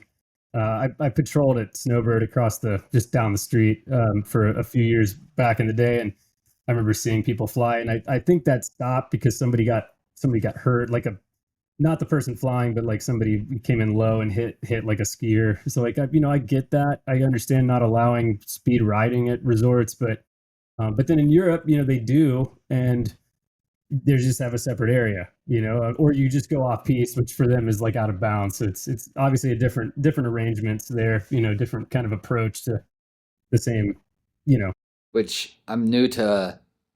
I'm not a great skier. I've been skiing for maybe 3 seasons, so a total of maybe 50 days. Oh, okay. Got it. like Yeah. like like the first 21 days were in France. Oh, that's cool. That's really cool. Yeah, so like I can do the thing, but like politics, I have no clue. But you can't really duck ropes in America, can you? They As a don't ski want you to. patroller, I'm going to tell you no. Um, there's a reason the ropes are there, and it's normally not for good things. Like either it's like really gnarly terrain with like heavy, high avalanche potential, or a massive cliff or something that you just don't want to mess with. And then inevitably people duck them, and then we go rescue them, and then they get a slap on the wrist, and we move on. Um, but typically no, unless there's a gate to go into the backcountry, which is a different story. Then typically not. But yeah, Europe is totally different because if it's Yeah, groomed, you you're in go the down there and resort. duck the rope. Yeah, like they don't. It's not the um. I don't know. There's a lot of like self responsibility there, like just in Europe in general. Like if you want to go, do anything, you can go do it. You just pay like whatever, for like the helicopter rescue insurance or whatever. It's like, cheap. And if you need them, you call them and they come pick you up. And that's what it is. Right. But there's a lot of like, you, if you want to do something there, you can do it. I feel like in the US and, the way that, these ski areas they're very liable. I mean, they have good insurance, of course, but like, if something happens, it's kind of there's a huge risk of getting sued, and it happens. People fall off chairlifts, and there was just I just read this article recently. This lady, like, or girl, I think it was a young girl, fell off a chairlift, and some one of the Vail resorts. I don't remember which one, but they were awarded like $21 million for this incident, right? Like it happened like a handful of years ago, but like they just got settled. I think that family pocketed like 12 million or something. It's a lot of money, right? For Vail, maybe not a lot of money because they make 100 million plus, I think, a year. But still, it just goes to show that like whether that girl was at fault or whether it was like something to do with like the lift operators or the lift itself, they lost $21 million. Like, but in Europe, I don't think you can sue the ski area. Like you fall off the lift, you're dumb, like Yeah, that's what the insurance is for. So yeah. it's odd. They kind of have an accountability thing, Yeah. but that's yeah, the accountability of people around. Like I definitely we don't need to talk too much about that because No. we both know it's dumb. Yeah. And but like kind of bringing it back to I don't know what the state of situations are right now in Europe and speed flying because like I think Les Deux Alpes like a couple years ago. I don't know if it's still happening. I could call Alex and Tess and see if because there were so many accidents, like this group think mentality that takes place. Kind of looking back at a couple of your podcasts where you competitions, these boogies, this concentration of people all sending the same line, and then like they're getting 4 helicopters a day, people dying almost every single day. So Les Deux Alpes, because of this situation, um, they put it on a, hey guys, we might not allow speed flying anymore, you know, and I don't know if that ever like happened full go. I know Chamonix is in the conversation that they might not allow it anymore. Um, and I think these things are just talked about right now. I don't know if anything has officially happened.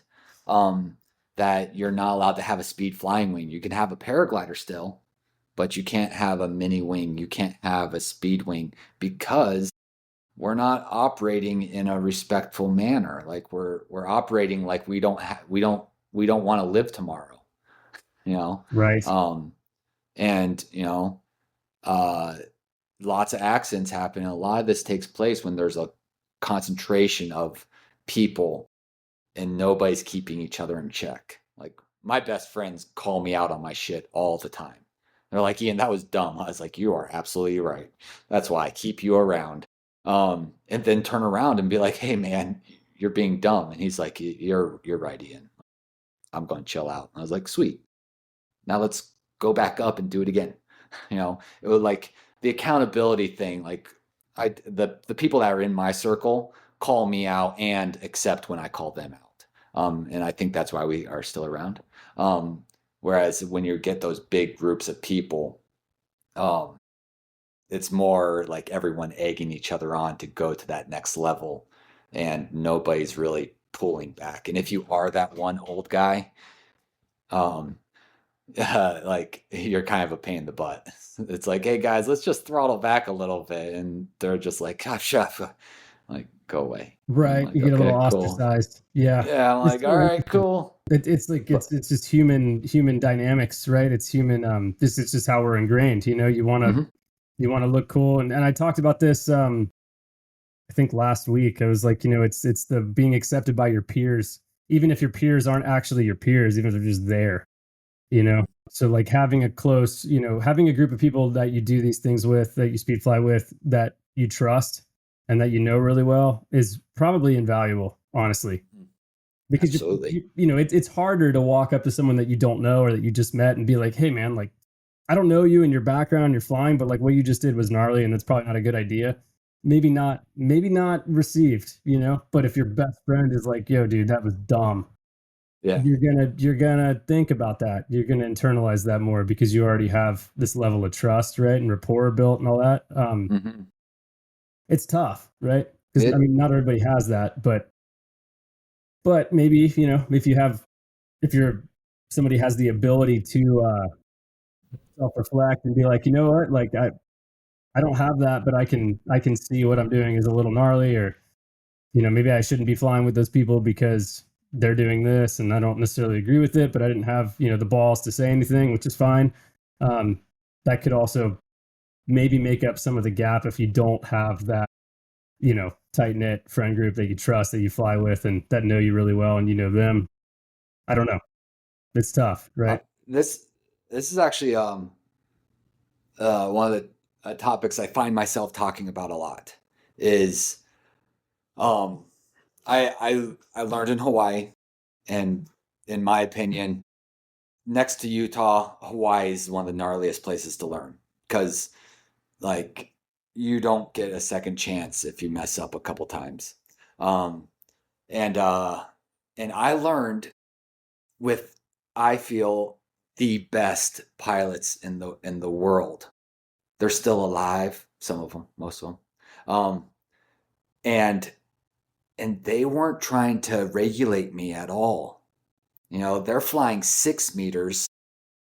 I'm flying an 11. They're swooping under power lines. And I had to have the ability to watch the launch at the exact same place, land in the exact same place, but not do it the exact same way. Throughout my entire progression, like it's wild. This guy, I love Derek. He's amazing. And he's kind of this like silent ninja. Like when you know him, you know him, but like he's it's beautiful. He's kind of gotten into fatherhood and going down that path, and he's not in a mainstream, but he is probably one of the best canopy pilots I have ever seen in my life, and most people that know him agree.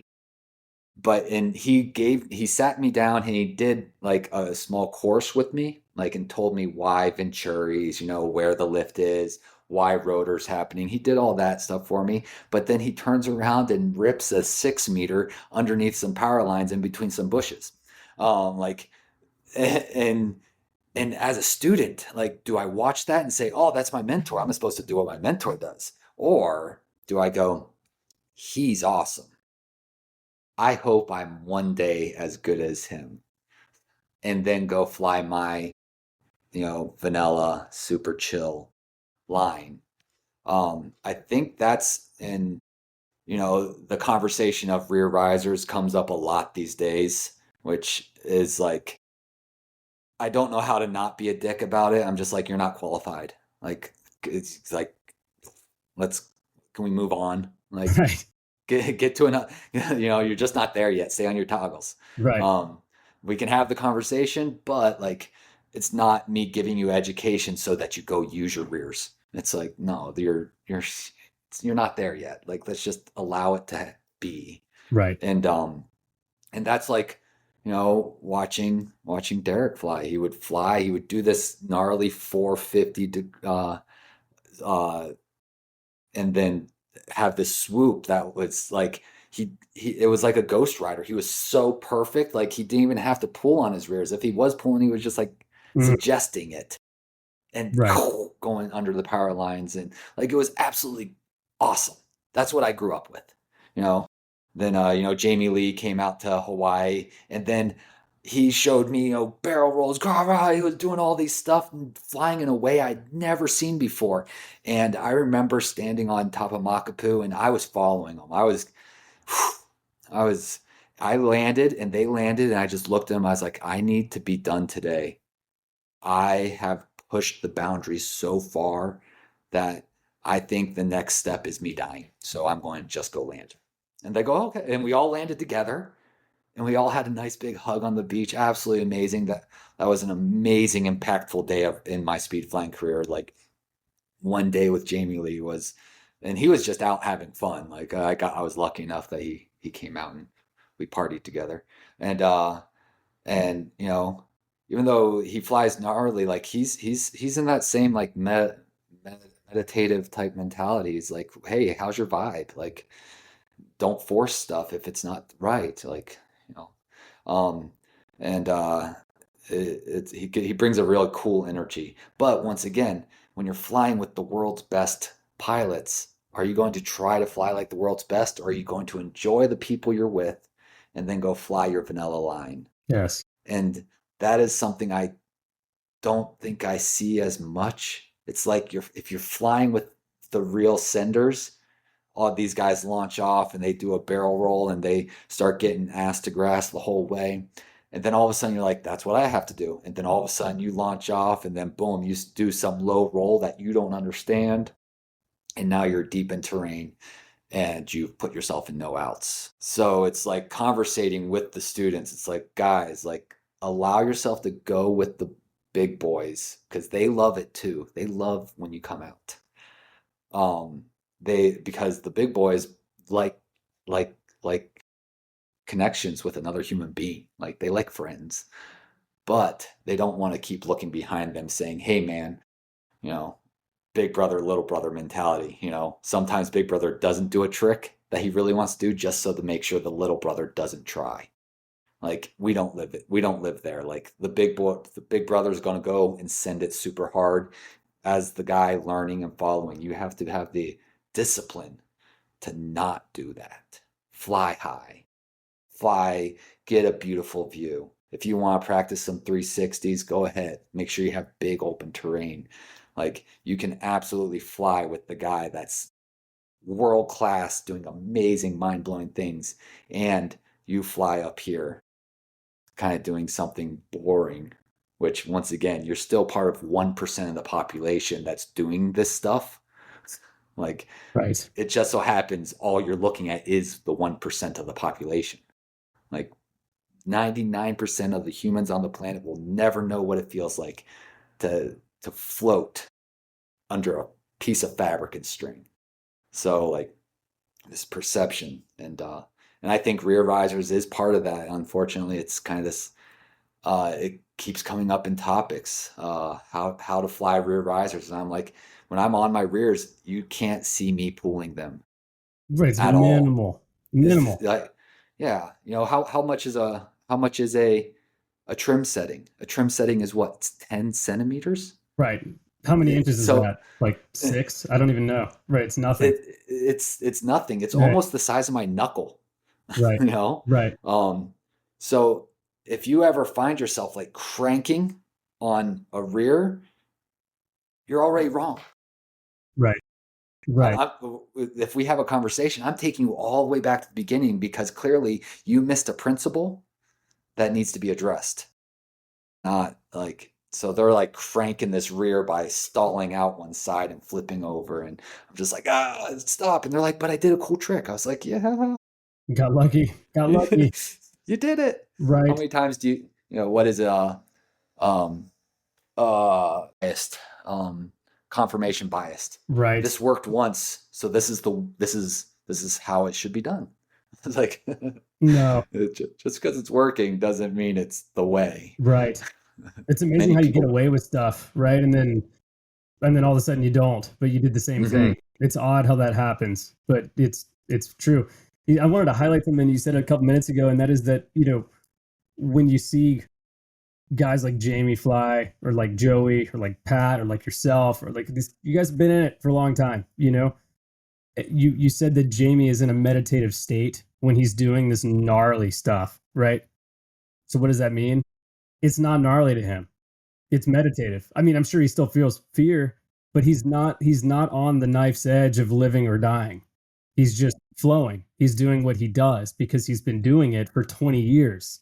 And I think people miss that. It's like you see this stuff, you see clips of him, and it's amazing. I'm like, how? Like, how is this guy this good? How are all of you guys this good, right? Doesn't make sense. I watched you fly a line at off Deer Mountain, and you launched Dos Arbs, which is one of my favorite launches there, and you flew the ridge, and then you swooped 2 different launches, and then you did a barrel roll and came in, and you were low in the terrain on Airport Ridge, which is difficult to do if you launch on Airport Ridge, sometimes, and then had this perfect landing, and I'm like, that makes total sense. I want to do that. And then I'm like, wait a second, I'm not Ian. I haven't been yet. I haven't been doing this I don't have 10,000 hours of toggle time, but it's easy to fall into the trap of it's possible, therefore I can do it. But then, like I said earlier, if I don't believe I can do it, I can't, right? Even if I can. But that line looks totally feasible. Had I thought of that? And no, I hadn't. I just want to get over the damn power lines that are 1,000 feet below me. That's what I'm thinking about. I'm flying straight with my trim closed until I get over the power lines, and then I'm still 500 feet high. And it's just, yeah. So anyway, it's important to understand that a guy like Jamie is, when he does the stuff that he does, is not in a coin flip kind of mentality. It is in a meditative state that he's done it probably 100,000 times, right? He's just done the stuff over and over and over again for years and years, and he knows the lines, and he's flown them a million times, and that's what you're seeing. You're not seeing someone taking a chance, right? Which is it's easy to miss when you don't understand that. And it seems obvious, right? It's like, yeah, of course, like this guy is, you guys are all like, you've been in the sport for as long as it's been around and longer. But from like a new pilot's perspective, maybe a young pilot's perspective, maybe not, maybe an older pilot too, it's like, it's easy to lose that and see that it's possible. Therefore you can do it too. It's a recipe for disaster for sure. But so, yeah, I appreciate you saying that, because that was very, very well put. Because, I think it's important for sure. Absolutely. And it's always fun listening to like him give feedback. Like he can give me feedback that I'll understand, and a newer pilot won't. Mm-hmm. It's like I do enjoy those conversations where we're like getting rid of all the basics and actually diving into the advanced stuff. And as an instructor, I make sure when I'm having those conversations with a new person, I'm not having it at an advanced level. I'm simply talking pitch, yaw, roll. I'm like, hey man, your wing's moving around. Chill out. Um, your body position's moving around. All right. Sometimes I use my body position as a tool, and my wing is a swing set. Sometimes I'm just sitting there and I kick my legs and I can accelerate my body under the wing. And then without putting any toggle inputs or riser inputs, I can accelerate my body like a swing set. And then if I'm not touching anything and I'm going in there with 100% power. Therefore, anything happens, I can pull my rears, I can pull my toggles to get out of it. If you're going into something and you're already juicing those toggles, like you're going in there with 50%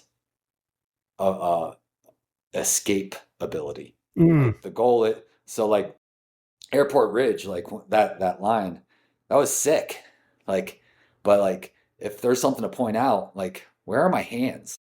My hands are damn near all the way up as I start coming closer to the ground. Like that, and so when I'm looking at someone else doing their stuff, like that's something I had to learn. Like someone called me out and they're like, dude, why don't you be on the deck with your hands all the way up? Like why do you have to give input? Like why don't you figure out the perfect way that wing recovers so that when you get close to the deck, you're at 100%. Instead of thinking like I'm using my rears, I'm using my toggles to miss the ground. So I'm using 50% just to miss the ground. And now I only have 50% just to hopefully deliver my body to the ground, Right. And that takes a long time. I really that's an advanced topic that takes hundreds of flights of figuring that topic out. Not on just a specific wing too, not on like multiple wings. It's like, yeah, because your 9.5 is going to be different than your 13, of course, in terms of the recovery arc, which is what you're talking about, right? Like, yeah, right. That's very, very solid point. So yeah, if you don't have 100% of the energy of the wing to retain, if you're already doing some sort of input, you have lost energy in that input, right? Correct. Right. Yeah, it makes so sense. Your spiral was wrong. Your roll was wrong. Your approach was wrong. So like with that, I was speaking like perfection. Like there's the other side. Yeah, we're still flyers. Like there might be a little bit of air. I might be pulling my toggles a little bit but realize I want as much power going into a situation as I can have, and that increases my success rate. Now it's almost like next time you watch the greats, Valentine, Jeff, Jamie Lee, Patrick, watch where their hands are. Like, are they flying a recovery arc, or are they constantly micromanaging the wing? Their bodies are very still. Their hands don't go up and down. Like they stay in a recovery arc.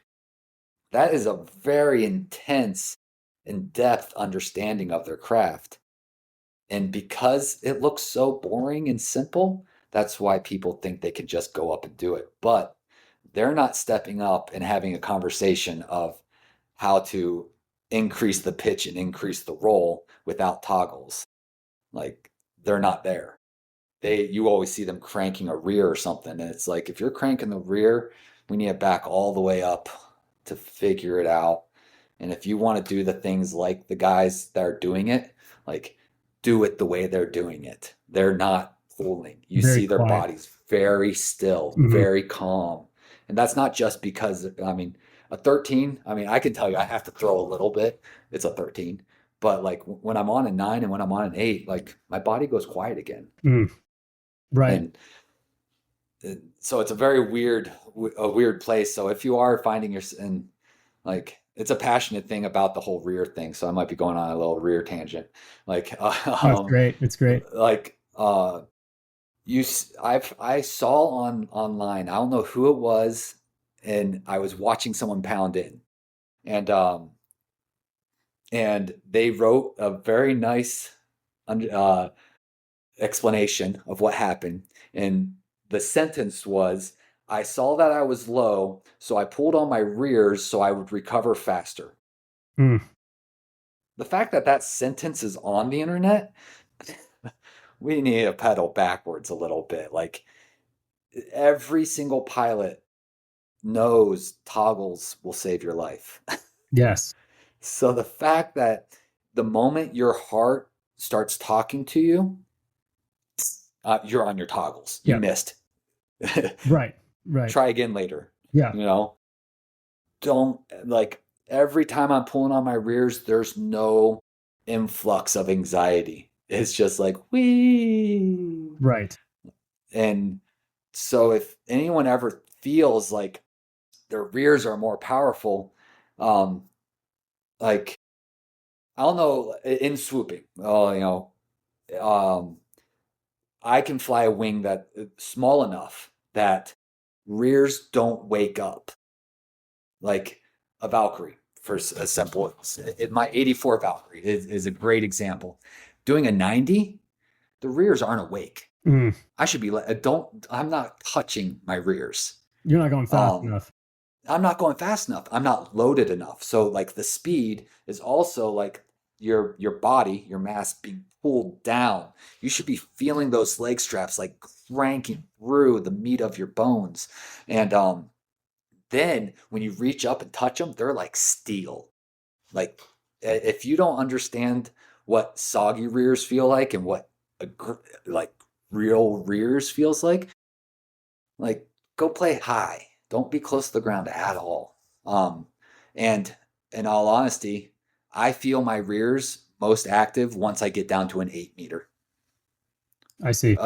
In my rears on my 13, I do it when I'm flying that, like, it's so much fun. That line in Chelan, super enjoyable. And the rears are enough. Like, I can go, the terrain, I can go a little steep and I can flatten it out, and those inputs work and I can have a great time.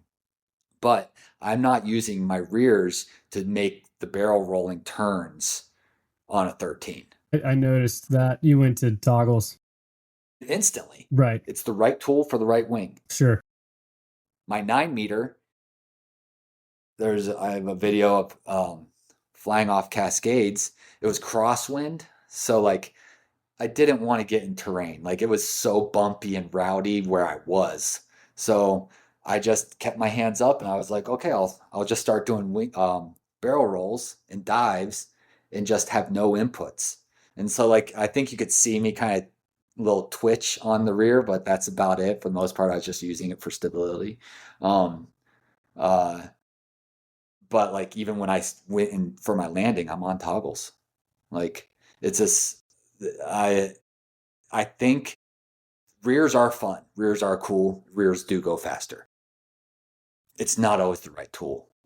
And instead of coming from a skydiver background, I did start on rears. Once again, I had 10 years of swooping experience. So I don't like to say I'm a little different, but I was a little different. And then I started realizing, no, toggles are better. And then all of a sudden, like 6 years ago, you see if I have videos, you see me going from my rears to all toggles. And then I'm start doing the rolls and the barrel rolls and all that stuff. All toggles, because the rears weren't the tool. They just weren't what I needed. When you're watching the guys, doing those big, beautiful rolls, the terrain is likely to be at a 45 or more. Super steep. Right. Super steep, but the camera angle looks amazing. So they're flying this, this chute that's this steep, but it looks like it's this way because they're diving at the same angle. So if you pull those toggles, boom, you're really out of there. So every roll is just almost their way to dive back into the mountain. Right. Just staying in it. Right. Yeah. Right. If they don't do anything, they just fly away. Right. Right. And these wings are so efficient and they recover very quickly. So you got to stay in it to stay in it. So they just keep, they're like this, retain the energy, right? They keep the energy up. They ride the wave. Like you said earlier, it makes sense conceptually. But to actually do it obviously is a whole different story. I had a listener of the show send me a DM, and it was actually about one of Jamie's recent videos where it looked like he was doing like the swing set thing that you mentioned earlier, where he'd like kick his legs and then tuck them, and it would and he was like, I don't understand what's going on there. And I was like, I don't either, but I'll ask. And when you brought that up, I was like, oh, this is perfect. But it sounds like it's because it's changing the pitch, right? Like literally, like, you tuck your legs in a swing, or is it yaw? I don't know. I know it'd be pitch, right? yaw is bad. Right. Yaw is a helicopter. Good. Right. Yeah. So it is the pitch or the angle of attack. Pitch is forwards, back. Right. Pitch is forward and back. Roll is side to side. Yaw, you don't want yaw. Yaw's like a flat, like a spin. Yeah. Yaw are watching is in trouble. Right. In trouble. Right. But yeah, I was like, okay, well, I'm going to ask someone that knows what they're talking about because I have no idea. I mean, I figured he was flying with his harness mostly, but like I wasn't sure, why you would do that, and it makes more sense now. It's like a swing set, If you just go on a swing set, now it's same thing as rears a little bit. You should feel like go on a 5,000, like get as high as possible and really, and even when we're teaching people, like we have Randolph, we take them to a 2,000 foot, hill that we can drive up. We got Camels, we got West Mountain, we have access to mountains that you can afford. And I can say, hey, I want to see you get your nose down within 360 degree turn. And then I want you to tell me what you feel. Because if you crank it too fast, it's just a trick. It's just like a backflip. You don't have pressure, you don't have power. But if you do it in a very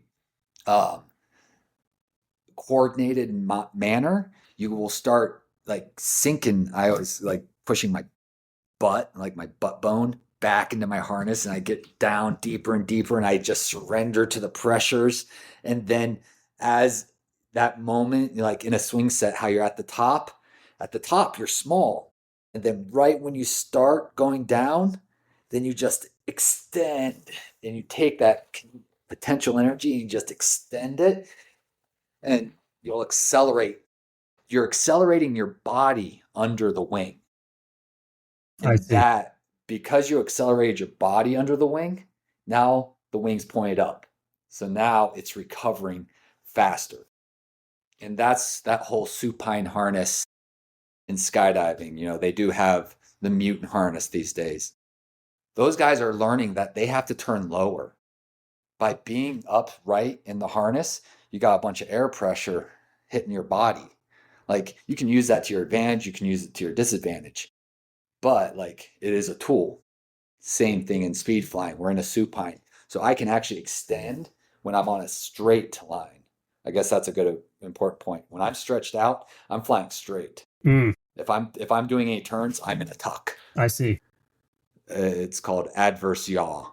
Adverse yaw is when your body is going to yaw opposite of the wing. So if the wing turns right, and your body turns left. And that's normally happening if you're extended out. First thing they talk about in SIV courses is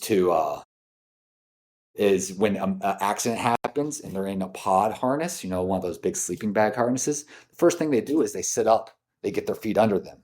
So they don't have this also. Right. Okay. Interesting. So the swing set's beneficial, but also introduces something else. Right. So now, just like rears, if you start saying, oh, I just fly the swing set method, it's awesome. And then all of a sudden you see them laid out and they crank a turn to the right, their bodies aren't going to twist as fast. So this adverse yaw, the canopy's going to turn this way and you're just going to fly straight. I see. And now you got line twist. Not good. You go in. So not good at all. Not good. Yeah. So be tucked up. Tuck your feet in. So get into a ball. Right. I see. So once again, I'm kind of describing an advanced tool. Of course. Right. So if some newbie picks up on this and says, "Oh, dude, Ian, this dude says he knows what he's talking about, and he told me about this, so I fly like this all the time because it's faster." And I'm like, ugh. Like I got video, like you can see people, their wing starts going this way and their body flies straight and their wing starts to twist and then they'll catch up. Because they were stretched out, because their legs were pointed out in front of them and they were like, not supine, but like really extended. Yeah. Yeah. Right. Versus tucking in and being, the wrong tool. Sure. Have you seen the YouTube videos from Fluid Wings about like aerodynamics and stuff and supine and not supine and like a seated harness versus like an upright harness like in skydiving? Awesome, like seminar style videos. They dive in pretty deep into like the aerodynamics of canopy piloting and stuff, more geared towards skydiving, but they do talk about seated because of the mutant and stuff, and it's very applicable.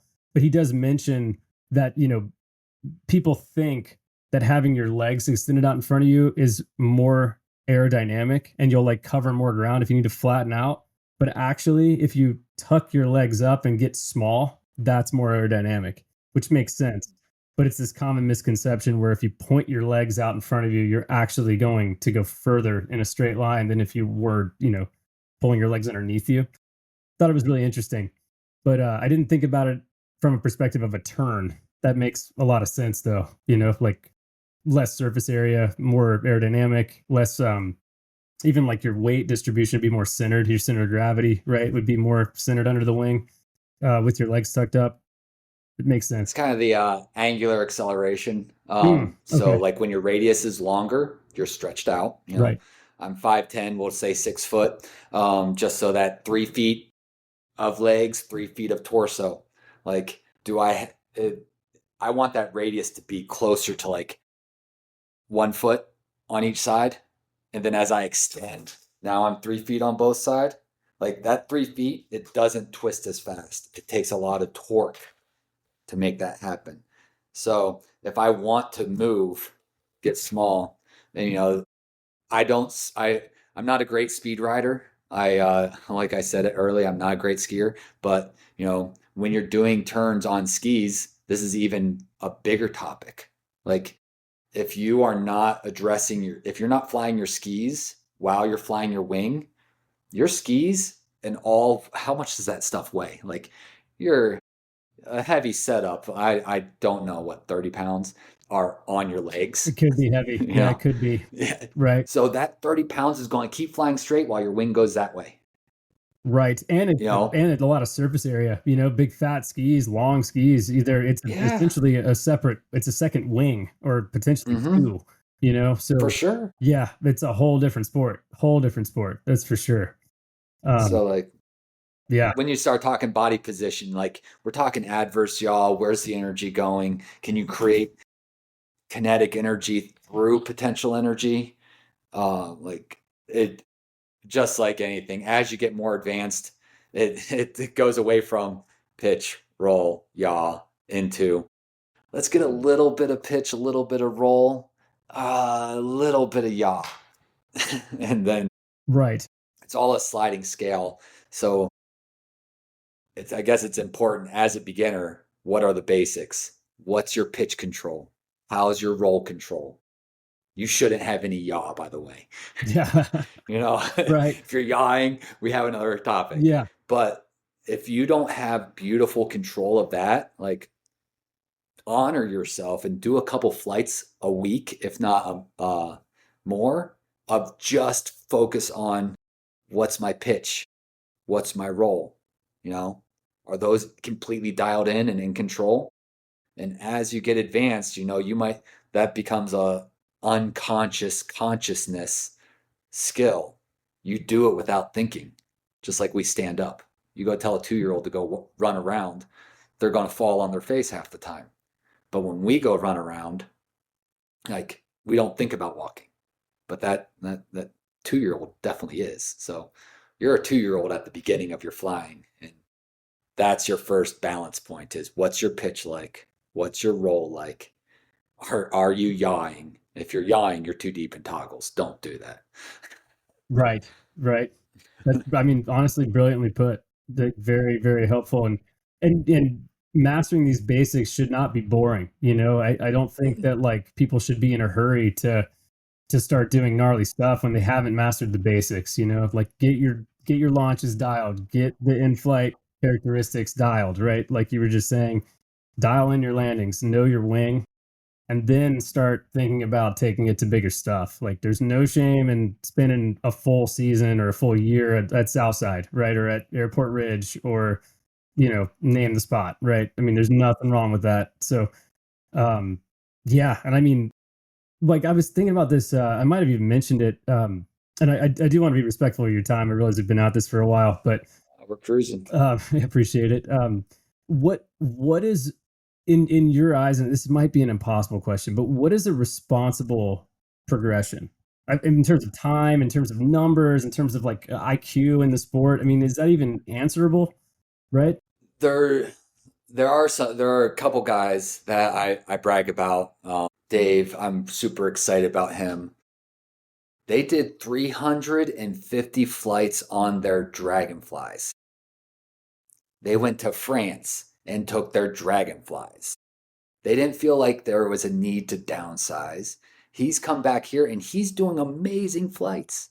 So stoked to watch it. And I try to tell him as often as possible because or I shouldn't tell him because, you know, but he's humble enough. And like he's doing amazing stuff. He did 350 flights on that Dragonfly and then downsized to a 15-meter R3X. Now, the difference between those is your roll rate is going to be a little more intense on when you get an actual speed wing. So, like, you should be okay with like the speed. You should be okay with like launches. More importantly, you should really know the atmosphere. You need to know weather better than anybody. Um, because like as a skydiver comes into this world, they just know how to fly the wing. They're not understanding katabatic flow, anabatic flow, you know, cloud stuff. So by him spending, you know, 350 flights in about 6 months, by the way. He didn't do 350 flights in the course of 5 years. He did 350 flights over the course of 6 months. And then still to this day, I don't think I see him trying to barrel at all. And you know, I've been watching him since the beginning of the season. He's on his 15. He's having a great time, and he's still just on toggles, just doing nice carvy turns, and that's the base. So when he did get a line, he did move to a parakiting wing. I was less worried. Mm. It's when then on the other side of this coin, you know, I've seen people get their dragonflies and then they're like, oh, I needed something a little spicier. They got a smaller dragonfly, and I'm just like, yeah, if you're why don't you call me, dude? Right. Like I'm not even going to charge you. Like, please call me. This is not like it wasn't coarse, and then I talk and only payments come through. Like I can gear you to a better wing and a better setup that will give you everything you want because there's a lot of gear out there. So if you're looking at going to hike and fly, which I try to, instead of saying speed flying, I say it's hike and flying because 90% of us are going to do hike and flies. We are going to hike up something sweet. We are going to fly something 12 meters or larger all the time, and we will stay there for the entirety of our career. 99, just a random number, but it still makes sense. 90% of us are going to stay on something 12 meters or larger. And so that's why I think it can be safe. Like, you're just a descent. If you choose your descents on the right days, you can have a lot of them.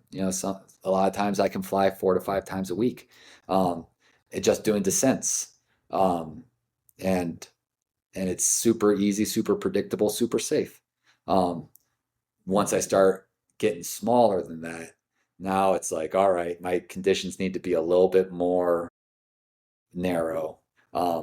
So yeah, numbers, currency, like you said, you downsized to a 9 meter because you did exactly that. You did your, 350 flights on your larger wing. You went and showed up with an instructor. Your instructor saw that and then said, hey man, you can do this, and then kind of walked you through the downsize.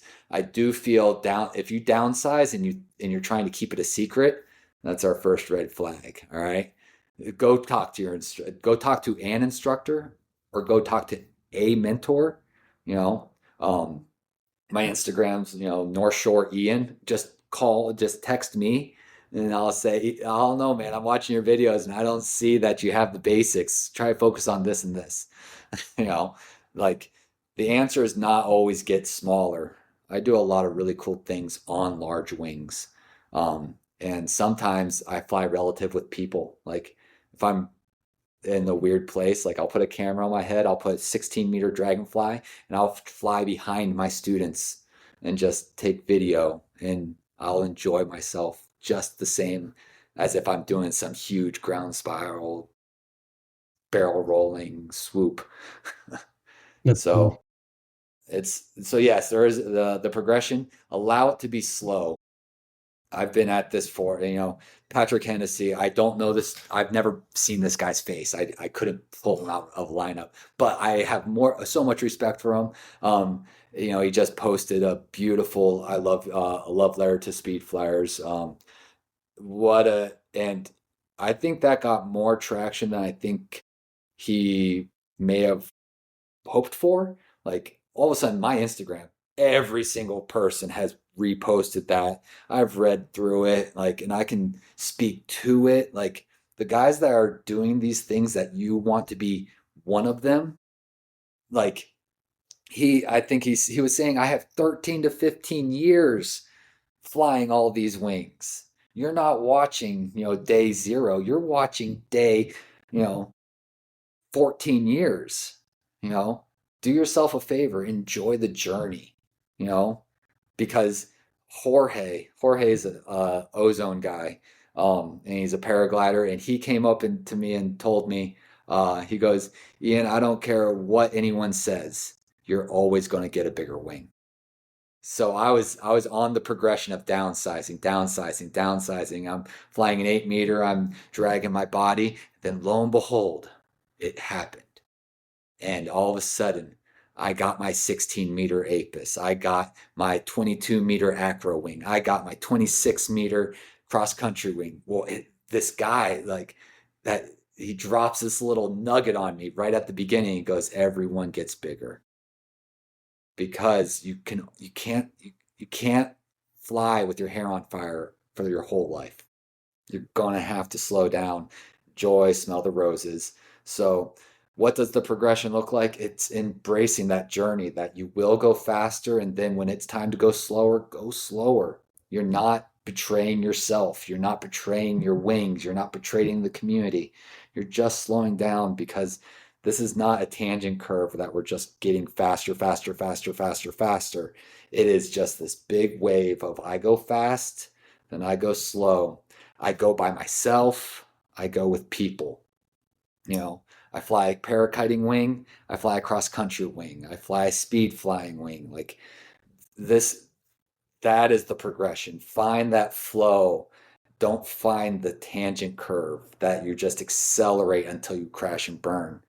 if you have a moment where you think you might crash and burn, that's a great time to maybe peter off, go get a dragonfly and go remember what it's like just to dangle under some big cloud and enjoy the surroundings. That was eloquently put, beautifully put.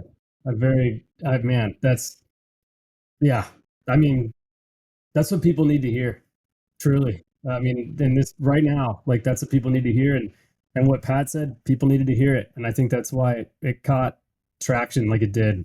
And I also think that he didn't know it was going to blow up the way it did. But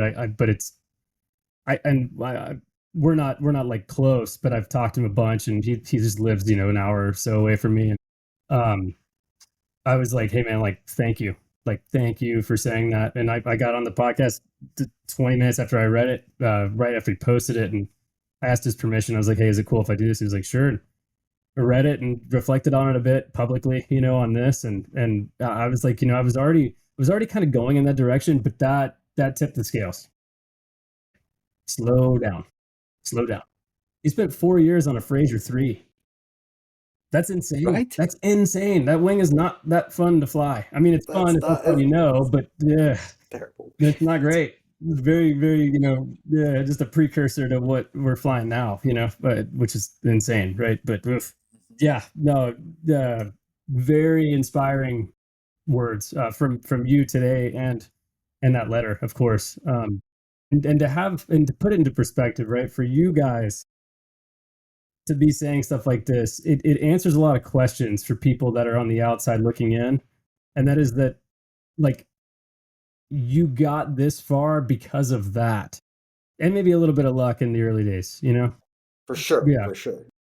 But like it takes understanding the fine line between life and death a lot of times, and knowing when to push it and when to back off, right? Knowing when to upsize, and then it's okay.